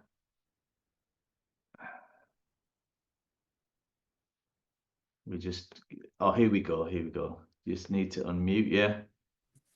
Yeah. Hi, Christina. How are you? I'm good, thanks. How are you? Yeah, really, really good. Thank you for doing this. You invited me down to your dance studio. Is it dance studio the right word? Yeah. We have our dance studio on the top floor and our agency on the bottom floor. And your agency on the bottom floor. Well, there was about 3 different rooms with different dance. I had my leg warmers on. I didn't really get involved, did I? Wow. Yeah. Wow, that's unbelievable. Yeah. But it was really a real pleasure to meet you at that occasion, and also just to see what you were involved in, because there's so many happy faces, young people really enjoying themselves, and it was really sort of it was quite moving for me. I was like, oh wow, this is where it's at, and lots of good kids in that, your dance section. But Ryan's gonna chat to you about. I'm trying to get the leg warmer comment out. Unbelievable. All the kids sort of went, "Hi, Tony," like this, like jazz hands and all that sort of stuff. I was delighted with. Wowzers. No, Christina, absolutely brilliant to have you with us. I think just to start with, really, can you just give us a bit of an overview, really, of obviously the things that you're involved with? Okay, so do you want a total overview or just what I do in football? Yeah, just in football.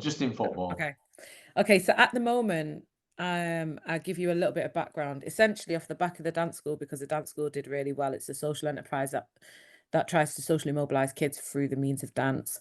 They ended up doing really well, like Justin Bieber used them, Stormzy did, Giggs did, and then we had a BBC documentary commissioned on us. So then we started an agency for kids and families, but then we went into lockdown in 2020. And so obviously production wasn't continuing, but my good friend Tom Malone Jr., who's on Gogglebox, was teaching for me. And I said to Tom, it's a travesty that you've only got 25,000 followers across social media, TikTok and Instagram. You're on primetime social, primetime TV. You should have more. So I'm going to help you. So we helped scale him over lockdown to 1.2 million between TikTok and Instagram. So and it just, Tina, can I just, I don't know who's the guy you're talking about? What's his name? Tom Malone Jr. So his family are still on Gogglebox. If anyone knows them, they'll be the family that have the dogs and the cakes on the table from Stretford. I know it. Yeah. Cool. So he done really well basically, and Mary Earps loves Gogglebox, right? And she saw a video that me and Tom done explaining how we grew Tom, and she slid into my DMs and she said, "What you've done for Tom, do you think you can do for me?" And I said, yeah, let's give it a go. And it's ironic actually, because I was co-managing Tom at the time because I didn't know how to manage influencers. So I ended up working for another agency, and I kept saying to this guy, I kept bringing talent to him and he kept saying, no. But with Mary, I'm a United fan as well. And I was naively said, I mean, there's only one goalkeeper that really starts, so surely we can differentiate you somehow, like to me, a lot of people in football would look at that and think, oh, nobody cares as much about goalkeepers. But to me, I see there's only one that really regularly starts, so surely we can make something of that. And he turned around and he said to me, I don't know what I'm going to do with a female goalkeeper, so just do it by yourself. Oh, yeah. Wow. Yeah, so I said, okay. What sort of time was this, Tina, when this happened? This is, if you've ever heard Mary's story, you've heard her talk about when she was down and she was gonna retire from football. This was like for 4 years ago now, more or less. And she thought she was retiring and she wanted to build a personal brand so she could still work in football, but just make people more aware of her. She wasn't in the Lioness team yet either. Yeah. Oh wow, She'd been it dropped. hasn't gone so bad since No. 4 years ago. has it? No, yeah. She was only on 50,000 followers on Instagram. And she told me, she said to me that she has 2 goals: to make goalkeeping cool and to leave the women's game in a better place. Brilliant, excellent. So just take us on that journey then, really, with how you were able to support and obviously, I mean, pretty much everybody on this call will know who. I'm sure everybody on this call will know who Mary Earps is. Yeah. So the first thing she did is, like I said, she told me she wanted to make goalkeeping cool and to leave the women's game in a better place. But it's really ironic because I didn't start with the intention of becoming a quote unquote commercial agent for football players. Yep. What I found is that we had an influencer agency already, so we have a lot of incoming brands. Sure. So what we would do is pitch our players out or Mary at that time, obviously we have more now, as talent. So because we had great relationships with a lot of brands on the influencer side, we'd be able to, a lot of commercial agents will cold pitch to brands without understanding where they are and Sure. being able to maintain relationships. But for instance, Mary's first brand deal was JD Sports, but we've worked with JD for a long time. And at that time, I think they were our biggest client that year. Okay. So we managed to say, look, we've got Mary here. Don't you want to do something? But when you've got those relationships, it's a lot easier and you understand how they can fit into the strategy. Yep. So even prior to the Women's World Cup, the only talent that they used were our talents. So they used Mary, and that was the only lioness that they used on digital social campaign. And then our other talent, Siobhan Wilson, who plays for Birmingham City, they flew her out to cover the World Cup. That's because of personal relationships, right? And us understanding what they've got coming up because we're in constant conversations. So we landed in that space. But with Mary, when she told me that, I said, you're going to have to get on TikTok. And it's just about spotting gaps because she wants to engage young people. I said, young people on TikTok. At that time, there's only 4 United players on there. Oh, wow. They weren't using it properly. Man United women went on TikTok and Man United were on TikTok. But I said to her, you have the opportunity to be the first Man United player, male or female, to show the BTS of what it's like to be at Man United.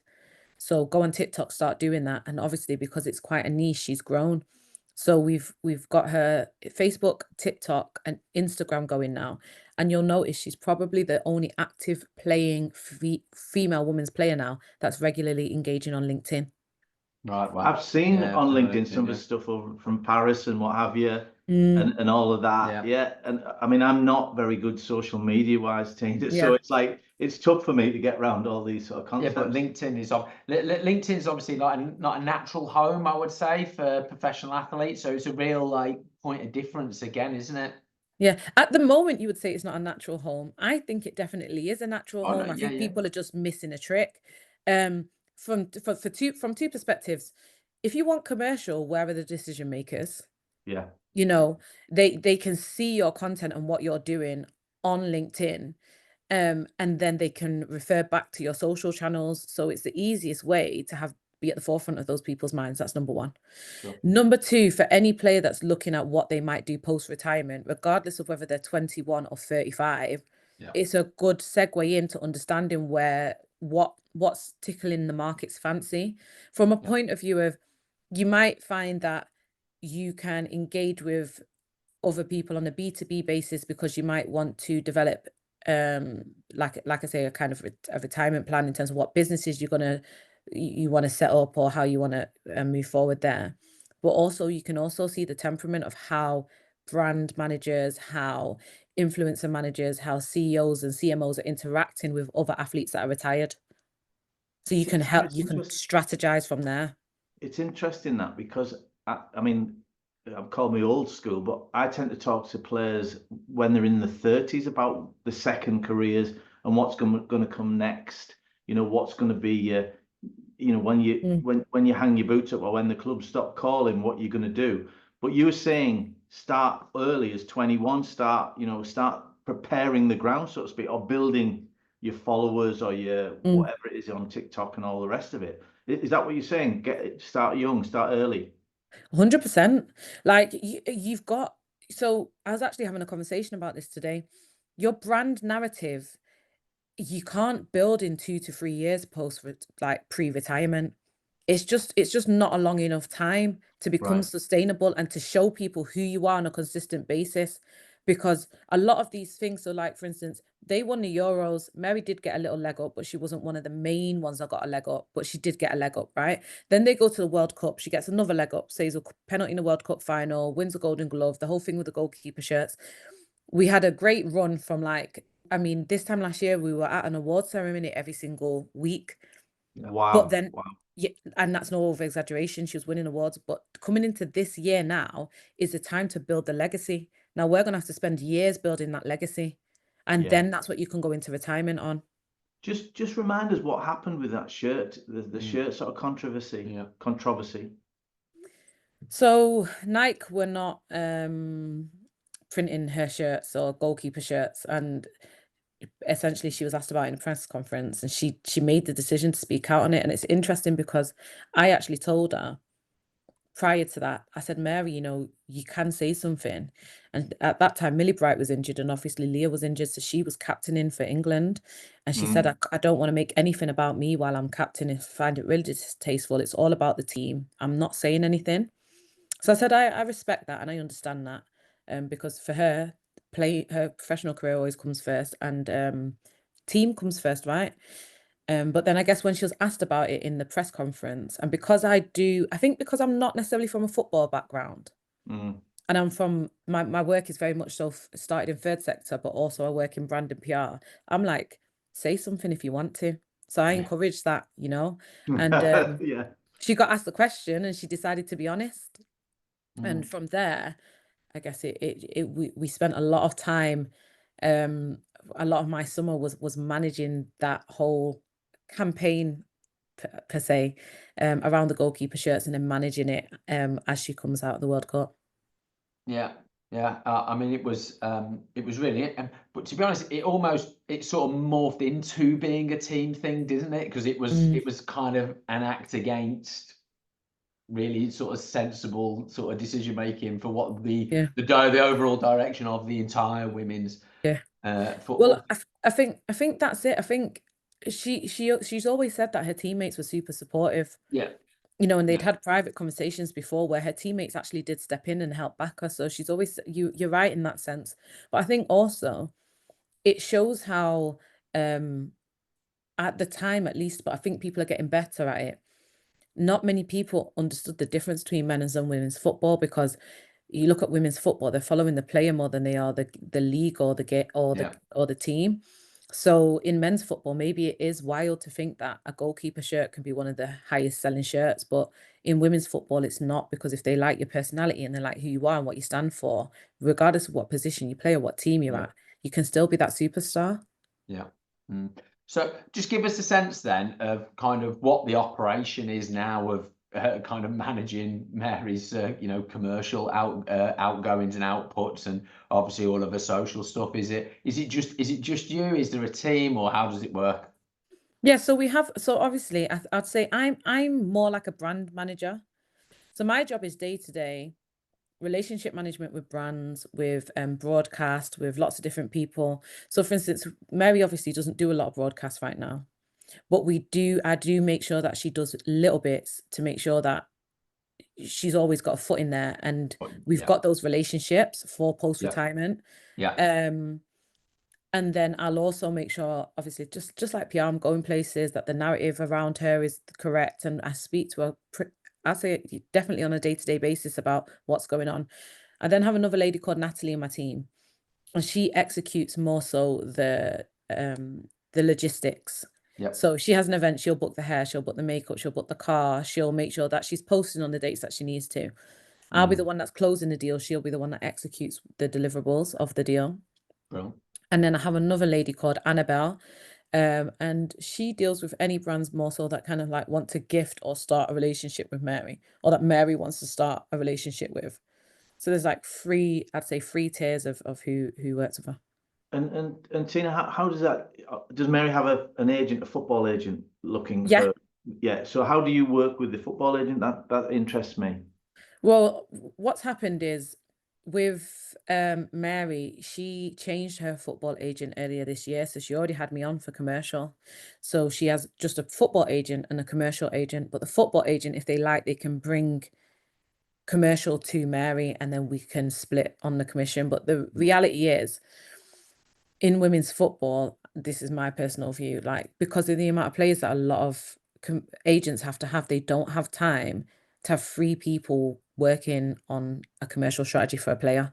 So it's very difficult to compete with a team that does purely commercial in the manner that we do anyway.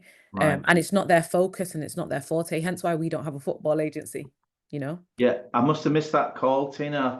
I think Mary's come with a blank number when she was ringing me, I think. That's spot on with you. In fact, Davey Malloy has just asked there, what are your thoughts on working alongside traditional football agents to take on the commercial side of a player's career? But I think you've touched on it there, really. It's an expertise, isn't it, that you guys have developed, and that's a potential resource to other agents and agencies.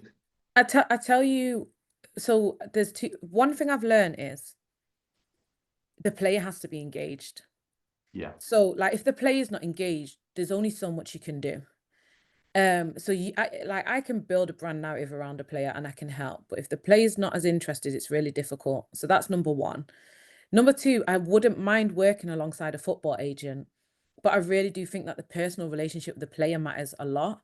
So if the football agent was willing to relinquish that access, which a lot of football agents struggle with, then I'd 100% be willing to do that. But like, for instance, I have to catch Mary sometimes when she's on the way back from a game and she's calling me at 12 a.m. in the morning. Yeah. You know what I mean? Like we can't always be having calls because I need quick answers, or, you know, if I'm trying to get something over the line, I just need to know, look, would you be willing to do this? Would you be willing to do that? And I just need to know so I can get things over the line, you know?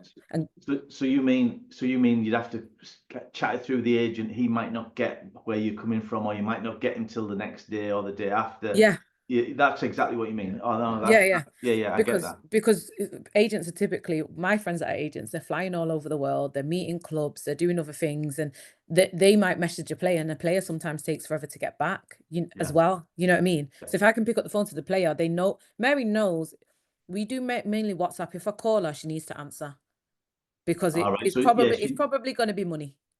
Do you know what I mean? So she'll answer my phone call. What, you know, I just need this from you. What is this? And so she'll get back to me. I need that relationship with the player, but I'm definitely always open to working alongside agents. The agent just needs to be prepared to like relinquish. Yeah, and I'm sure there's lots of agents on the call today, and I'm sure you are going to be. We've shared your LinkedIn. You're big on social media. I'm sure you'll be inundated by agents after this call who want to work. And you know, Tina, I find that I'm just purely focused on the football side of things. I don't know about the commercial, and it's a specialty all of its own, isn't it? You know, and totally. Look, if you're an agent with a big group, a big name agency, you'll have people in that company who look at the commercial side, and the commissions are better as well. Commercial side. And less regulated. But do you know what's really interesting? Is you know, when you record this, are you putting this anywhere? Well, we're sending it to all the people, but if there's something you want to say and you want to just tell the audience, we've got a mixed audience of clubs, agents. Okay. We can always cut it out if you want, just for this audience. I'll say. I tell you what, Tina, this is just absolute gold dust, and thank you so much for sharing it. Like it's you know, it's a world that somebody like me, an agent who's been in the football business, just hasn't seen. And you know, I've got about 10 followers on Instagram. I'm doing all right on LinkedIn, to be fair, but you know, you can always give me a little bit of a leg up at some point. But you can always let me know if you want any help. I'm always here. No, I'll be coming down, but it won't be with the leg warmers this time. You know? But I'd love to come down and see the kids again, because that was fantastic. But there's quite a lot of comments and loads of comments there. Really, just commenting on, you know, the illumination really of what you're doing. Jen's put a nice note on there about how Mary's personality has blossomed over the years and developed up, which is obviously you've played a part in as well. And yeah, you know, I wanted to ask you, you know, how's Mary enjoying life over in Paris as well? It's funny, we were on a FaceTime yesterday actually while she's in camp, and she was literally telling me how much she loves it. She loves Paris. She loves the city. She loves the facilities. And I think she loves the opportunities that she knows she can capitalize on there as well. And I think she's actually enjoying, because she's genuinely passionate about the women's game, and she's enjoying speaking to people and brands and like TV and broadcast and bringing them over into, you'll start to see more like of them filming in Paris and exploring like what French women's football looks like, you know. And how's the language going, Tina? How's the Ryan's our expert, so if Mary did want to learn some French, Ryan sort of speaks in this sort of French English, I think. It's franglais or something like that. Parlez-vous français? Yeah, she gets us through. Gets us through. She's having weekly lessons. Have you been over to Paris recently? No, I went twice, and I'm meant to be going next week actually. So I'm going next week. So I've been twice. I've only been twice. I've not been to watch a game yet. I've been trying to figure that out. Last time I was in Paris, I bought an engagement ring. So just be careful when you go to Paris, right? Just be careful when you go to Paris. Yeah, I don't think that'll be happening for me. and are you in the market for some more players, or you mentioned other sports as well? I mean, look, we talking about Mary Earps because this is football. What are the other guys and girls doing in other sports? We work loosely with a boxer, and we also work with Holly Aitchison, who plays for England rugby. So yeah, we're open to other sports. I think it's really about the player and the personality. So it's like agent could hire us, and if you want us to just kind of build their profile and give you a brand strategy, we can do that. But if you actually want a superstar, you have to have a superstar personality, or at least a superstar work ethic that wants that. So I think you as an agent, you always know, right, if someone can talk in front of the camera or wants it. But you can always build a strategy to at least leave them in better stead. Yeah, I think that's a really good advice to end on there. Brilliant. Tina, thank you so much for that. No, that was absolutely fascinating, Christina. So we really do appreciate that. And yeah, I've still got the leg warmers in my head, but like, other than that, there's a TikTok video for me and you, right? There is somewhere. Is this going out on TikTok? Definitely not. Thanks, Tina. Definitely not. I'd love to come down and see you. Yeah, you let me know. Brilliant. Brilliant. Okay. Fantastic. Thank you, Christina. That's brilliant.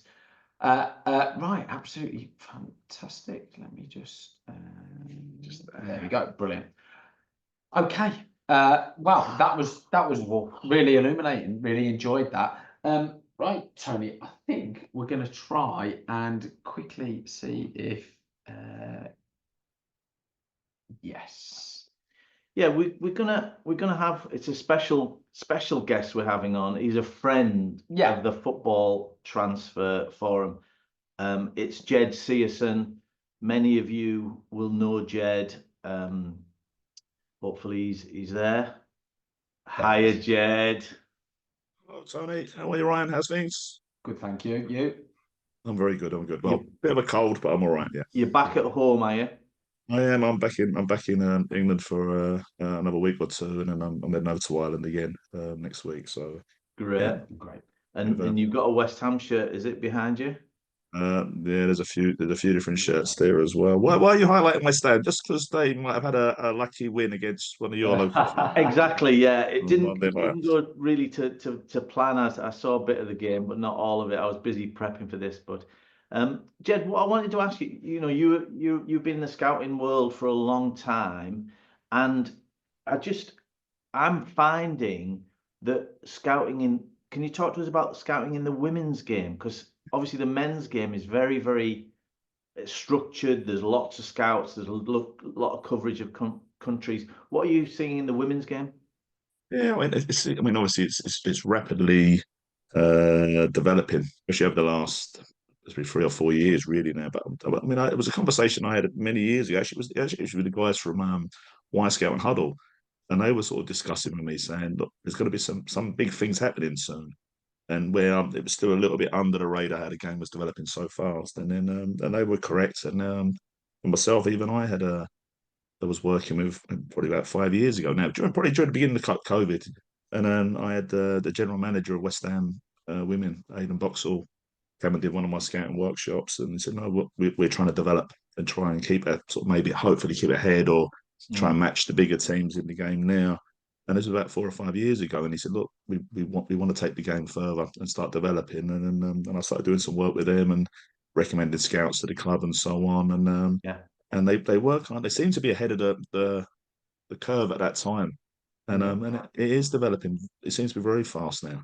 And is there many women going into the women's game scouting, or is it men crossing over into the women's game? And what you're seeing? It's a bit of both. So I think generally, initially, what it seemed to be a lot of men crossing over into the women's game now, but there seems to be more women scouts are now getting in roles in clubs now at senior level, and also as parts of scouting teams. So there's a number of women that I've taught on the workshops that are working for clubs now, south of the border and in Scotland as well. Are the women's, the women's club that's being integrated into a men's club, are they sharing scouting departments, or are they setting up their own structures? What are they doing? It's generally their own departments. I know there's a few of the clubs. I know, okay, so some of the bigger clubs, again, like Man City now, will be sharing some of their analysis. So some of the analysts at the clubs will share information or will cross over. But it generally seems most clubs will have their own scouting departments now that are separate from the men's game as well. Yeah, and what are you finding just generally in men's and women's game? I saw Brighton. Brighton were sort of the leaders in positional scouting, and they've just had a bit of a restructure in their departments. What are you seeing the general trends are in scouting at the moment? Yeah, I mean, and to be honest, that was quite sort of almost disappointing to hear. And I know a lot of the scouts I spoke to in the game, and they were disappointed when they heard that. I was quite almost like champion in what they were doing, because they do use data. Also, as you mentioned, they had a lot of scouts working there as well at the club, positional scouts covering different regions as well. And it seems like they had the good balance of data and sort of personal scout recruitment now. And that's why it seemed a bit strange of the developments that happened last week, where I think they've all gone bar. Is it one scout maybe? I think left there now. Yeah, I think we've got a couple of guys on the call today, and looking from the outside, Brighton haven't done bad with the players that they've recruited, have they? They're one of the best clubs in terms of identifying talent and developing that talent in the Premier League environment. And I'm just thinking of the men now. I mean, and obviously then it was only a month ago now when it was obviously Mr. David Pleat had left Tottenham as well, and obviously his conversation at that time was where he'd basically been replaced with data basically, and he said unfortunately there's still certain parts, or not unfortunately, still fortunately should I say, there's still parts of the game that does need that personal touch and that general eye looking over a player, but also just the certain characteristics, and both of you guys will know, there's certain characteristics data doesn't show. And certain parts, and you need that little bit of background knowledge on a player as well. And this stuff can only be found by doing live scouting and connecting with people and finding out more about the player as well. And unfortunately, Brighton have obviously got something. They've obviously got there's an algorithm, whatever it is, they're using something that's very, very good. It would be just disappointing if other clubs try to copy that method without actually having that kind of set. Like you said, that it wasn't broke, was it? Wasn't broke. If anything, it didn't sit well. We're looking from the outside, Ryan, I suppose. But and my other question to you, Jed, is the scouting game getting younger and more, more technology? So the scouts have to be very, very computer literate, be able to update and load things in and stuff that I can't do. Is that the case? Is that what you're finding? I still had one of my best scouts working for me when I was at Grimsby and Orient. I had a lovely gentleman down on the south coast well into his 80s doing work for me, and he used to post his reports to me every week. There you go. Post them. He used to post them to me every week because he couldn't use email or so. But yeah, it's a modern game now. Things are changing on, and there's a lot more technology involved, which is fantastic. And if it's there and you can use it, it's brilliant. But at the end of the day, the person behind the screen or whatever technology you're using, you still have to have that game knowledge, and that can only really be. You can only really have that from actually going out and working and spending time and meeting people and being in the presence of people that have been involved in the game for a long time. And that's a little bit of a worrying trend now that there's people there. There's another new terminology I've picked up recently where you get your social media influencers. There seems to be scout influencers now that seem to have appeared and trying to advise the next generation of scouts. And I'm a little bit concerned sometimes with some of the way the game's going because the actual game knowledge is important. Yeah.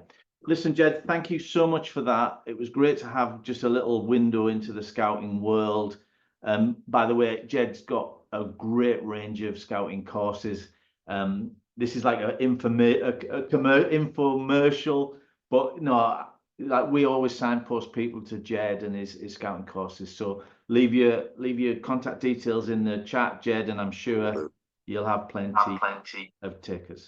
So, Tony, Ryan, have a great day. Enjoy the rest of the conference, everyone, and then I hope to meet you everyone again. Bye bye. Thank you.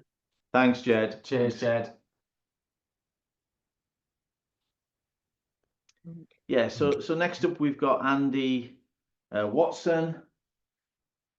Let's get Andy on. Here we go to promote. He's going to be the last guest before we break for lunch. Hi, Andy. Hi, everybody. Can you hear me okay?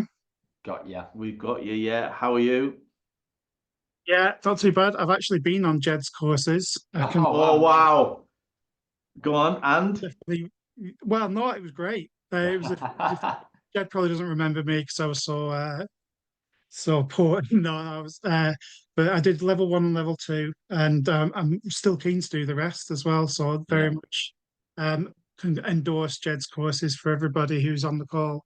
And Jed's checks in the post, Andy. But we're going to talk about governing body endorsements and also elite significant contribution. I've got those right, haven't I?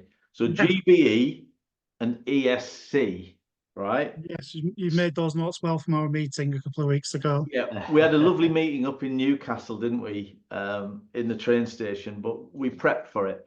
Now, the first question I'm going to ask you, Andy, and it's a Brexit question. It's not which way did you vote. We don't want to know that. In fact, the director of football at Man City, our last conference, he asked the audience who voted for Brexit, and there was a stony silence. Yeah. My question to you, Andy, is how did Brexit change the recruitment market in the UK? Well, obviously, it's a massive shift, wasn't it? I think for everybody, and I certainly have a feeling I know why the Manchester City delegate asked that question. He was probably wanted to meet some people later on to ask why. But obviously, that all happened, and we won't go into the politics of it. Happened in 2016, the referendum, and then it took until 2020 for the FA and the Home Office to come up with basically a piece of legislation which has changed the way that we recruit, especially from the European Union, because there used to be that freedom of movement. That was all part of the European Union for any industry, and that applied to football as well. So it was very easy previously to buy any player from the European Union, knowing that they would be able to legally work in this country. And so the big change, obviously, was that no longer applied. And so a point system was introduced to, show all the clubs what the player coming in that would have to achieve to be able to actually get a work permit. So that's what the GBE is, the governing body endorsement. And obviously the governing body in this case is the FA. So the FA need to basically endorse your transfer for the player then to be able to come and play in this country. It was quite a complicated document, wasn't it, Andy? How many pages was that document? Yes, you know what? This is why you've got me on. But this is probably the only person in the country who has this document saved to his phone. As that sounds a bit sad to me, but no, yeah, that's why you're here. Yeah, absolutely, Andy. Yeah, so it was. I think it was about 30 odd pages, but then in 2023 we'll get onto this. They introduced ESC, and that added another 15 to 20 pages onto it as well. So. Is it okay if I just share my screen? Yeah, you know what the thread to this, Andy, is, right? And there's a thread. It's happened a couple of times now. Oh, they're great slides, by the way. This happened a couple of times now.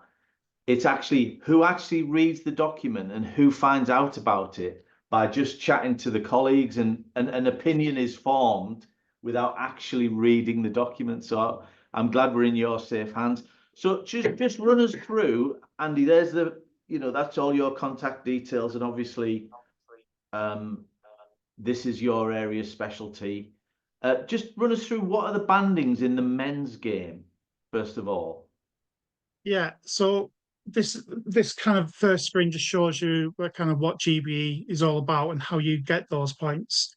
So first of all, you can get an auto pass if you are kind of an established international, and this is something that goes back many years, like when there used to be freedom of movement in the EU. If you wanted to sign a player from outside of the EU, then you would only really be able to sign full internationals. Yeah. So those things still apply, but now they also apply to European players as well.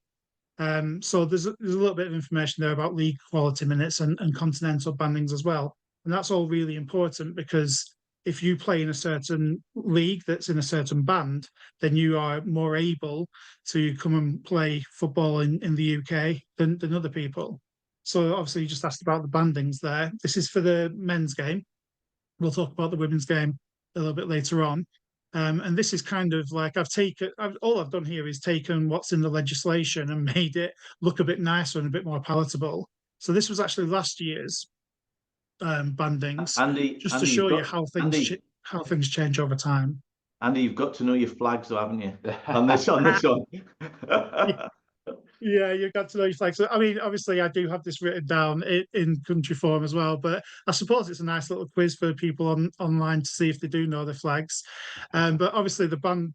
So that's, as I said, this was last year's. So again, I'm just going to show you this year's now, just to show you there's only been a small change to this year's, but this is just to illustrate that these things change every year. Yeah. So the initial set of bandings weren't the same as what we've got now, although there hasn't been as much change at the top there. So you can see band 1 right at the top of the diagram is pretty much what we would call the big 5. So the Premier League, Liga, La Liga, Bundesliga and Serie A. And that's never changed since these were brought in. And these were brought in for the January 2021 transfer window. Yeah. So they've been around for a while. Band 2 has never changed either, and that's Portugal, Turkey, the Netherlands and Belgium, the top tiers of those leagues. And also the English Championship is in Band 2. Band 3, and this is where it gets a little bit more interesting, because now we're talking about kind of international leagues. And it's actually been a benefit, or it should technically be a benefit, to the likes of Brazil, Argentina, Mexico and the MLS, because now their domestic players can move to the UK if they get a certain number of points, and we'll talk a little bit about that later. And then Band 4, we've got Czechia, Croatia, Switzerland, Ukraine, Greece, Russia, who used to be in Band 3, Colombia, Austria, Denmark, and the second tiers of France, Germany and Spain. And then Band 5, Serbia, Poland, Slovenia, Chile, Hungary, second tier in Italy, Uruguay, Sweden, Norway, Japan and South Korea. And for this year, Australia. So this is a new area now that people can scout in, that you may be able to get. But the truth is, if you're after a GBE for some of these players who are in these leagues, you're not going to get them if they're in Band 4 and Band 5, because they just don't simply earn enough points to get to the 15-point threshold that GBE requires. Yeah, Andy, can I ask, who is ultimately deciding which country is in each band? Because obviously it's obviously at some point there's a bit of subjectivity into it, and personally, from spending a lot of time in Norway, I know some of the Norwegian clubs almost feel a bit bad that they're in Band 5. I mean, they've got one or two very decent players that have played club football, that have found their way into the Premier League. Who's deciding? Who's deciding which band is which? Yeah, it's a great question, and one that I've constantly asked myself for the last 4 years that I've been researching this and looking into it, because there's no real like methodology that I can detect from just looking at it. Obviously, it's a bit easier to understand Band 1. Those are the best leagues in Europe. And then Band 2, you could probably say at least the Netherlands, Portugal are always kind of on the edge of that, breaking into the big five. So I kind of understand a little bit in terms of the quality. And I think, in general, that probably would be what the FA would say, is that they're kind of based on the quality of the league, but it doesn't really stick to that. I mean, if you compare the bandings to the UEFA coefficients, for instance, I think Turkey are around 12th, or the last time I looked, they were 12th in terms of the league quality, which obviously would put them below a lot of their leagues in Band 4. So in terms of who decides, it's the FA and the Home Office, I think. You kind of have to be in the room where it happens, do you know what I mean, to know these things. But certainly there's nothing out there publicly that says this is the reasons why these bandings are the way they are. And obviously they are subject to change, as they have been doing a little bit through the last 4 years. Yeah, sorry, there's just been a quick question there, Andy, which is why isn't Saudi Arabia there, and where would it be? So yeah, it's a very interesting one, because, and this is why obviously they are subject to change, because things, who would have predicted when these first came out in 2020, the regulations, that Saudi Arabia were going to play such a large role in the football landscape. So obviously we have to respect the spending power of the Saudi League and the quality of the players that they've been able to attract there. So now it'll be interesting to see if they do make it into one of the bandings. But a lot, the thing is, like, a lot of the players that are playing in Saudi, in terms of the ones that are maybe of the quality to come and play in the Premier League at least, are kind of full internationals as well. So they might get a GBE based on their international, prowess, as it were. So in terms of where I would put them, I think you'd probably have to put them into Band 5 to start with, and then see where we go from there. It'd be interesting, because obviously there's still a lot of young Saudi players who make up the rest of the team, the quarter of the teams in there, who would then also be eligible, if you know what I mean. So it's certainly opened an interesting market for, and remember, this is for the top 4 divisions. So we're talking about the Premier League, but also the Championship, League 1, League 2. Are there any players that in the Saudi League that might fancy a trip to Grimsby? I don't know. And Andy, so there'll be a lot of scouts and people in recruitment and sporting directors on the call. It's pointless scouting players who you can't bring into England, isn't it? So how does this sort of affect recruitment? Just talk to us about that. Like recruitment departments, it's the sort of, is this the first question you should be asking yourselves? It's certainly one of the first questions. I think the first thing is you need to be familiar with the ins and outs of the regulations. And I've been working with Blackburn Rovers for the last 2 years, and one of the things that I was able to fulfil for them was a really strong working knowledge of these regulations and the changes, but also some of the almost more niche things that have come in. So obviously ESC, we'll just touch on this here because it kind of fits into the question. This was brought in 2023, and it had a massive impact on what clubs were able to do across the entirety of English football. It doesn't actually apply to any of the other nations, and we'll touch on those in a second. So what ESC is able to do is anyone who doesn't qualify for a GBE, you might still be able to bring them in under an ESC. There is still some criteria that the players would have to meet, but it's much lower in terms of the bar that they have to hit. So if they've played one international, or even if they've played one youth international for a nation that's ranked in the top 50 of the FIFA rankings, then they are eligible to come and move to a club in England, as long as they've got an ESC slot available. Now, those slots were given to the Premier League clubs, each Premier League club, a maximum of 4 to the championship clubs. And the way that they keep the 4 is that they have to, basically this was the FA's kind of reason for doing it, to protect the English game, is that they have to give a certain percentage of minutes to players that are qualified for England. So as long as you stay above a certain threshold, then you get to keep the 4 slots for your ESC players. Wow. Now, League One and League Two only get 2 slots. That's, for different reasons. And then, you can convert those players from an ESC to a full GBE.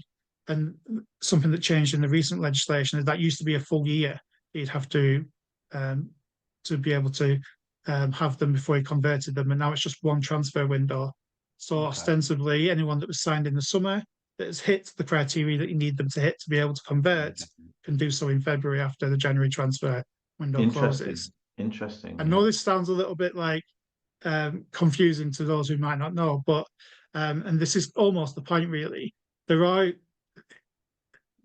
reasons why you need to have people who know this stuff, because like you say, once you kind of know the regulations and what kind of lies within them, then you can put your resources where you should be putting them.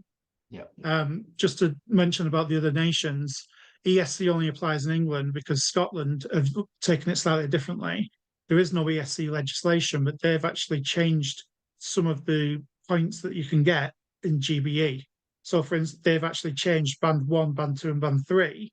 And although all the countries are the same as they are in the English legislation, they actually all get the same number of points, which is a high number of points. Right. So it opens up those countries even more to Scottish clubs. So it's basically, Andy, sorry? It's basically, Andy, easier to get into Scotland than it is to get into England. So that's a really benefit for the Scottish, the Premiership up there, and is it the Championship as well?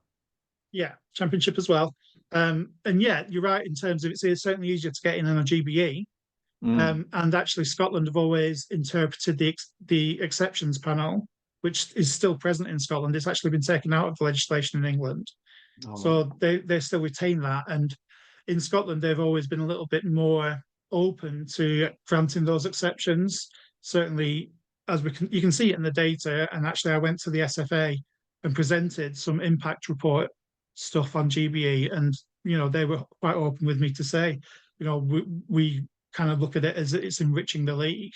So it's interesting because different nations, this has always been a contentious point in football, how everything's kind of devolved, whereas the UK government had to go through Brexit, and so this was almost enforced on all of the constituent nations, but everyone's done something slightly different. Wales and Northern Ireland, it's interesting because obviously the standard is much lower there. I don't think I'm speaking out of turn to say that, but they've both had teams qualify for the Conference League this year for the first time, which is really interesting because they have this GBE legislation, but it's copied up verbatim from the English one. So there's no ESC legislation. So they're really the only way that teams in Wales and Northern Ireland can bring players in from abroad is to get them to get 15 points in the GBE, which to be able to do that, you're targeting those big nations. Yeah. And there's not, I mean, I know there's been none brought in over the last, since Brexit came in. So, it's an interesting one. Is there any flexibility within the FAW or the IFA to say maybe we would look into changing that? And Andy, can we move on? You're going to demonstrate these changes, the evidence, the illustration of these changes. Yeah, so this is my favourite bit. I'm going to show you some charts. I'm grateful for Dan doing a little bit of chart work earlier, so I'm not the first person to bring charts into the forum today. But this particular chart is focused on the Premier League, and this goes back to the 2014-15 season all the way up until the season just gone. So this is the number of transfers, non-domestic transfers made in the Premier League, and it's broken into bands. So all of the different colours represent all the different bandings. So if you concentrate on the blue one, that's all of the band 1 transfers. So that's your big 5 league transfers. And you might think that post-Brexit, there should have been a reduction in those because we're talking about European transfers and the change of freedom of movement and now having a points criteria to hit. But as you can see, 2022-23 was the largest number of transfers and also Band 1 transfers that we've ever seen in terms of coming into the Premier League. So where people who don't follow this stuff might think, well, Brexit has scuppered, certain opportunities, it seems to have not really had that much of effect in terms of the number of players coming into the Premier League, at least. Yeah. So I thought that was quite interesting. Yeah, and in terms of recruitment departments, like, I'm a big fan of Brentford and their recruitment model. Has it stopped them looking in League Two in France, for example, or Denmark or other countries that maybe they've had an edge in before? Has that all changed? Yeah. Initially, I mean, so obviously Brentford have come up through League One to the Championship and spent a few years in the Championship. And if you look at Brentford and the way that they built their squad, because they spent so much time in the Championship, and this was pre-Brexit as well, they were able to, like you say, scour those really interesting markets, finding value and bring them into their squad in the Championship. And when they came into the Premier League, they had a squad that they felt could compete there. And you even see now in their first team with Christian Norgard being a massive part of their team, Vitaly Janelt coming from the second Bundesliga, Johan Wissa, Wissa was a Premier League signing, but they had the bulk of the squad that they're still using now.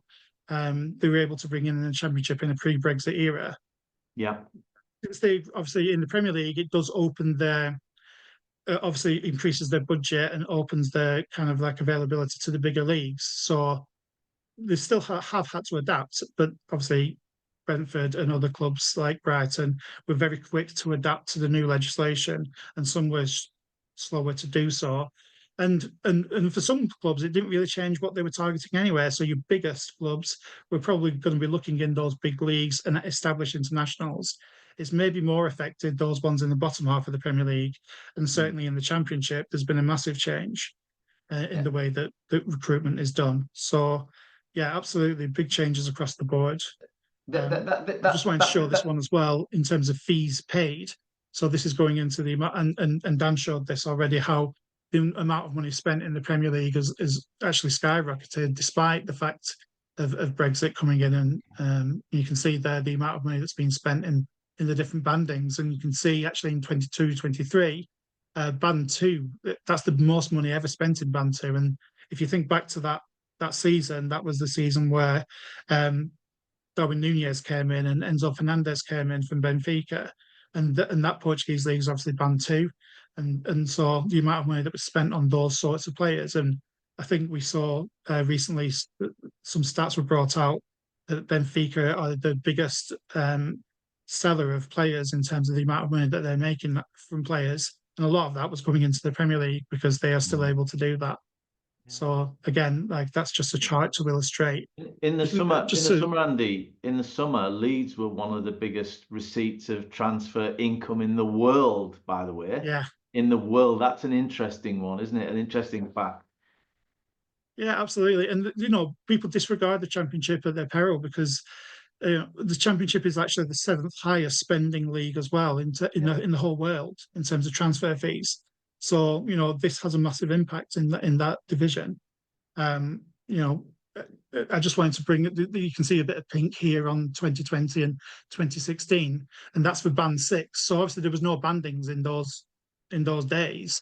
But if there had been bandings, then, and this is where the biggest effect really has been. If you want to buy a player from, anywhere else in the world that's not one of those Band 1 to 5 leagues that I mentioned earlier, then you really have to be very creative in how you're going to do that. You either have to wait for them to move into a higher banded league in the first place, or you bring them in on this new ESC legislation and try and do it that way.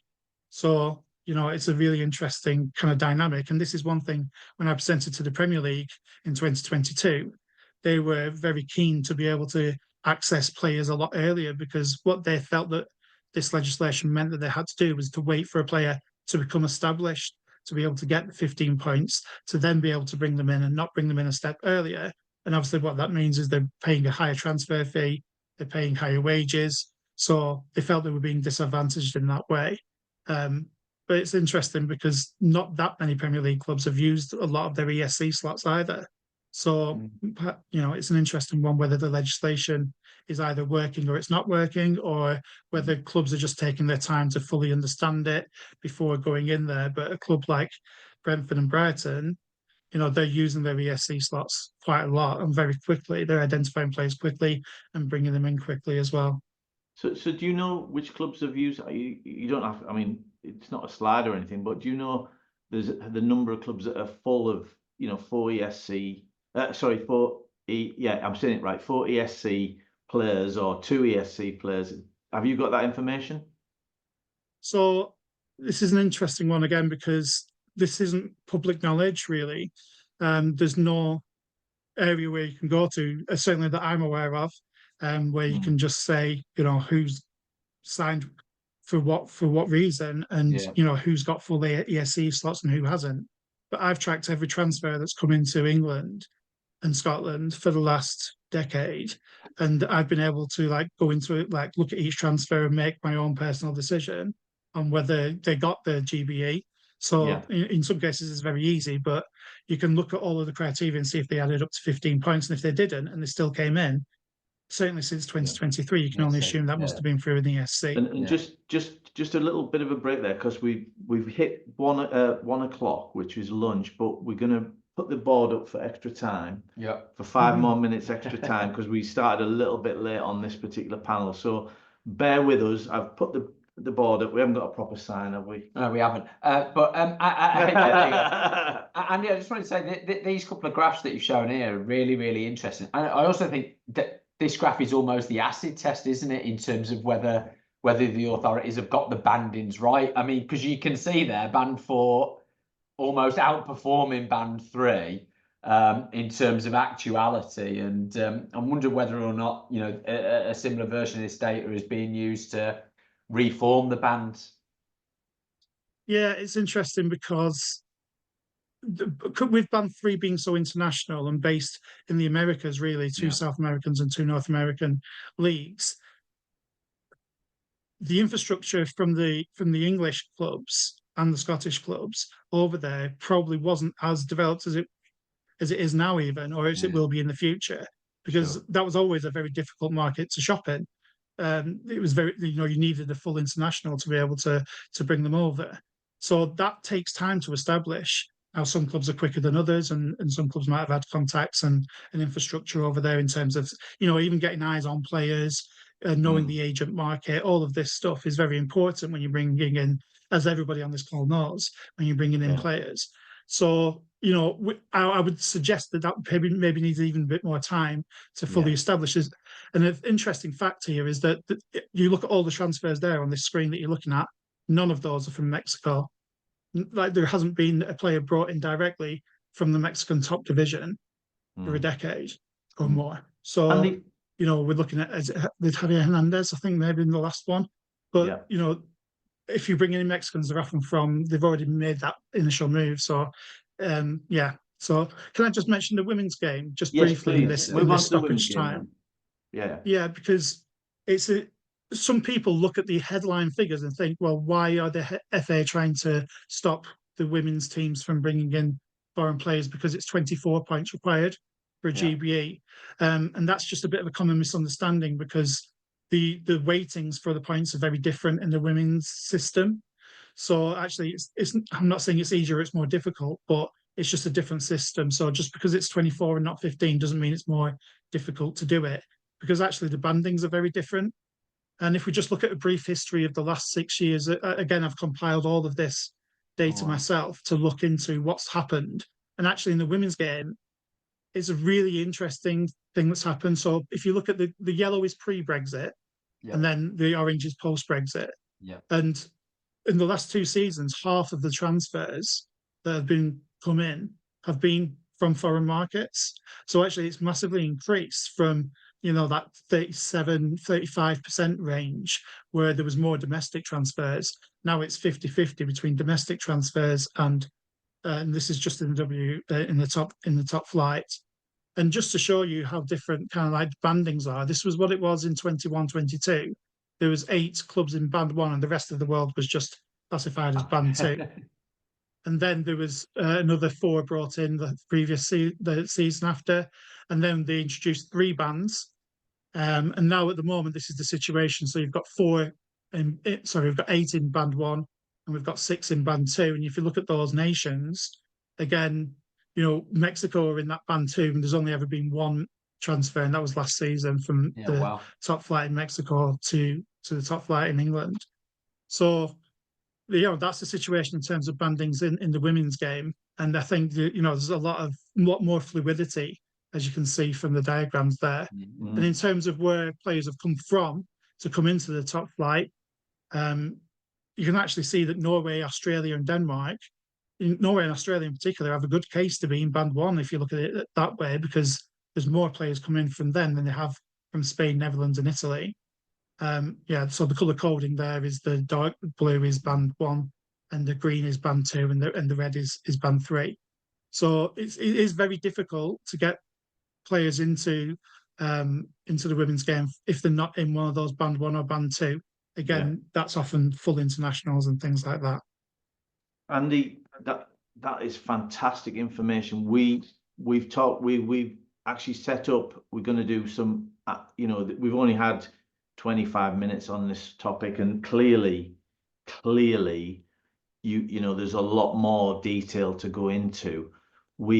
I've set up. We're going to have a webinar with Andy for 90 minutes in March, I think it is. But we're going to do one for football agents, and then we're going to do another 90 minutes for football clubs, because those two different groups have very different needs and very different ways of interacting with this information and using it to hopefully their benefit. Do you want to just tell us a little bit, is that what you feel? I mean, absolutely. Like the conversation even that we had in Newcastle train station, I think opened your mind so much to massively, like all the possibilities, because we've talked about how clubs maybe should gear their recruitment strategies, taking into account all of the information. But so few people probably read this documentation that I've got on the home page of my phone. And I don't blame them. Like, it's not the most thrilling read. It's, when I want to go to sleep, it's pretty handy. But, there's really little bits in there that I think a lot of people are still missing. And from an agent perspective, knowing which of your stable of players, wherever you are as an agent all over the world, which of your stable of players can come into the UK is gold dust information almost. And then being able to target those particular clubs and all of that stuff. So I've almost kind of consolidated. My aim is to consolidate a lot of the things that I know into this GBE Expert Hub, which launches officially on the 1st of December with the first piece of content. But it's open now for people to go along and have a look at and sign up, so you're not missing out on anything. And there's a paid tier in this, which is where all of the juicy stuff is going to be. You'll get access to certain data that I have. You've seen some of it there. You'll get access to a weekly kind of bulletin as to what is going on in the world of ESC and GBE. And, you get stuff for free as well. There's going to be monthly stuff going out there. There'll be player profiles. There's going to be player reports. I'm putting together a little elite scouting team to pick up on some of these players that maybe other people might have missed. And especially if you're working in, in Scotland or in the bottom half of, League One, League Two, and possibly, who knows, maybe in the future, Wales and Northern Ireland. Thanks, Andy. That sounds great. Andy, there's a couple of questions that have come in that we want to quickly try and rattle through before we let people go for well-deserved lunch. We need lunch. Adam asks, would a player like Gabri Veiga, who's a young talent who went from Celta Vigo to Al Ahly, harm their chances of a Premier League move by moving to the Saudi League, given he's only played under 21 national team football? He certainly won't help. That'll do. That'll do. That's fine. Next question: does the SFA have to negotiate with the UK government or the Scottish government? So I guess it's a devolved issue, isn't it? It's the Scottish government. Yeah, I think there will have to be some liaison between, obviously, the Scottish government and the UK government. The adaptations that the adaptations that they made didn't change any of the bandings, importantly. So a lot of the stuff marries over, but they obviously must have asked permission just to change a few things to make it kind of work for them better. And somebody asked about the slides, but you know, I would recommend going to the GB expert. Yeah, totally. You know, and a final one from Joe Harvey. He says like the system created is fairly workable for Premier League and Championship sides. Concern, however, how it affects the lower leagues. League Two used to have some great French imports, for example, but the systems in place now make things quite difficult. What do you think, Andy, will be the trends in the lower leagues for foreign players? Do the players that arrive in the Championship who don't succeed trickle down, or do they ultimately return to their home countries? Yeah, I think we will see some trickle down, and I think some of it will be purposeful trickle down as well in terms of loans, especially because that is one way that a Championship club or a League One club might look to try and convert some of their ESC players to GBEs to get them a loan in League Two. We've seen one ESC slot used in League Two over the summer, which was Grimsby bringing in an Icelandic player from the Icelandic League. Wow. So I think we will see the dominoes falling. I think League One, there was 10 ESC transfers used. Oh, wow. I think we'll see that increase, and I think we'll start to see League Two as well. Over the years, 97 to 99% of all transfers in League Two have been domestic. Yeah. But the problem is listen, Andy, that's been great. We're going to break for lunch. There's a lot more to come on our webinars that we're going to do in March. But thank you so much for that, Andy. That's been so insightful. No, that's brilliant. Yeah, so we will break for lunch, and then we'll be back on at 1:30. Yeah, we're going to end this. We've got sort of 2 webinars running. So we've got this morning's webinar, the morning session. It's the same Zoom link that you've used for the morning session for the afternoon session, and that starts at 1:30. So thanks everyone for a great morning so far, a great afternoon as we head into the afternoon, and we'll see you soon.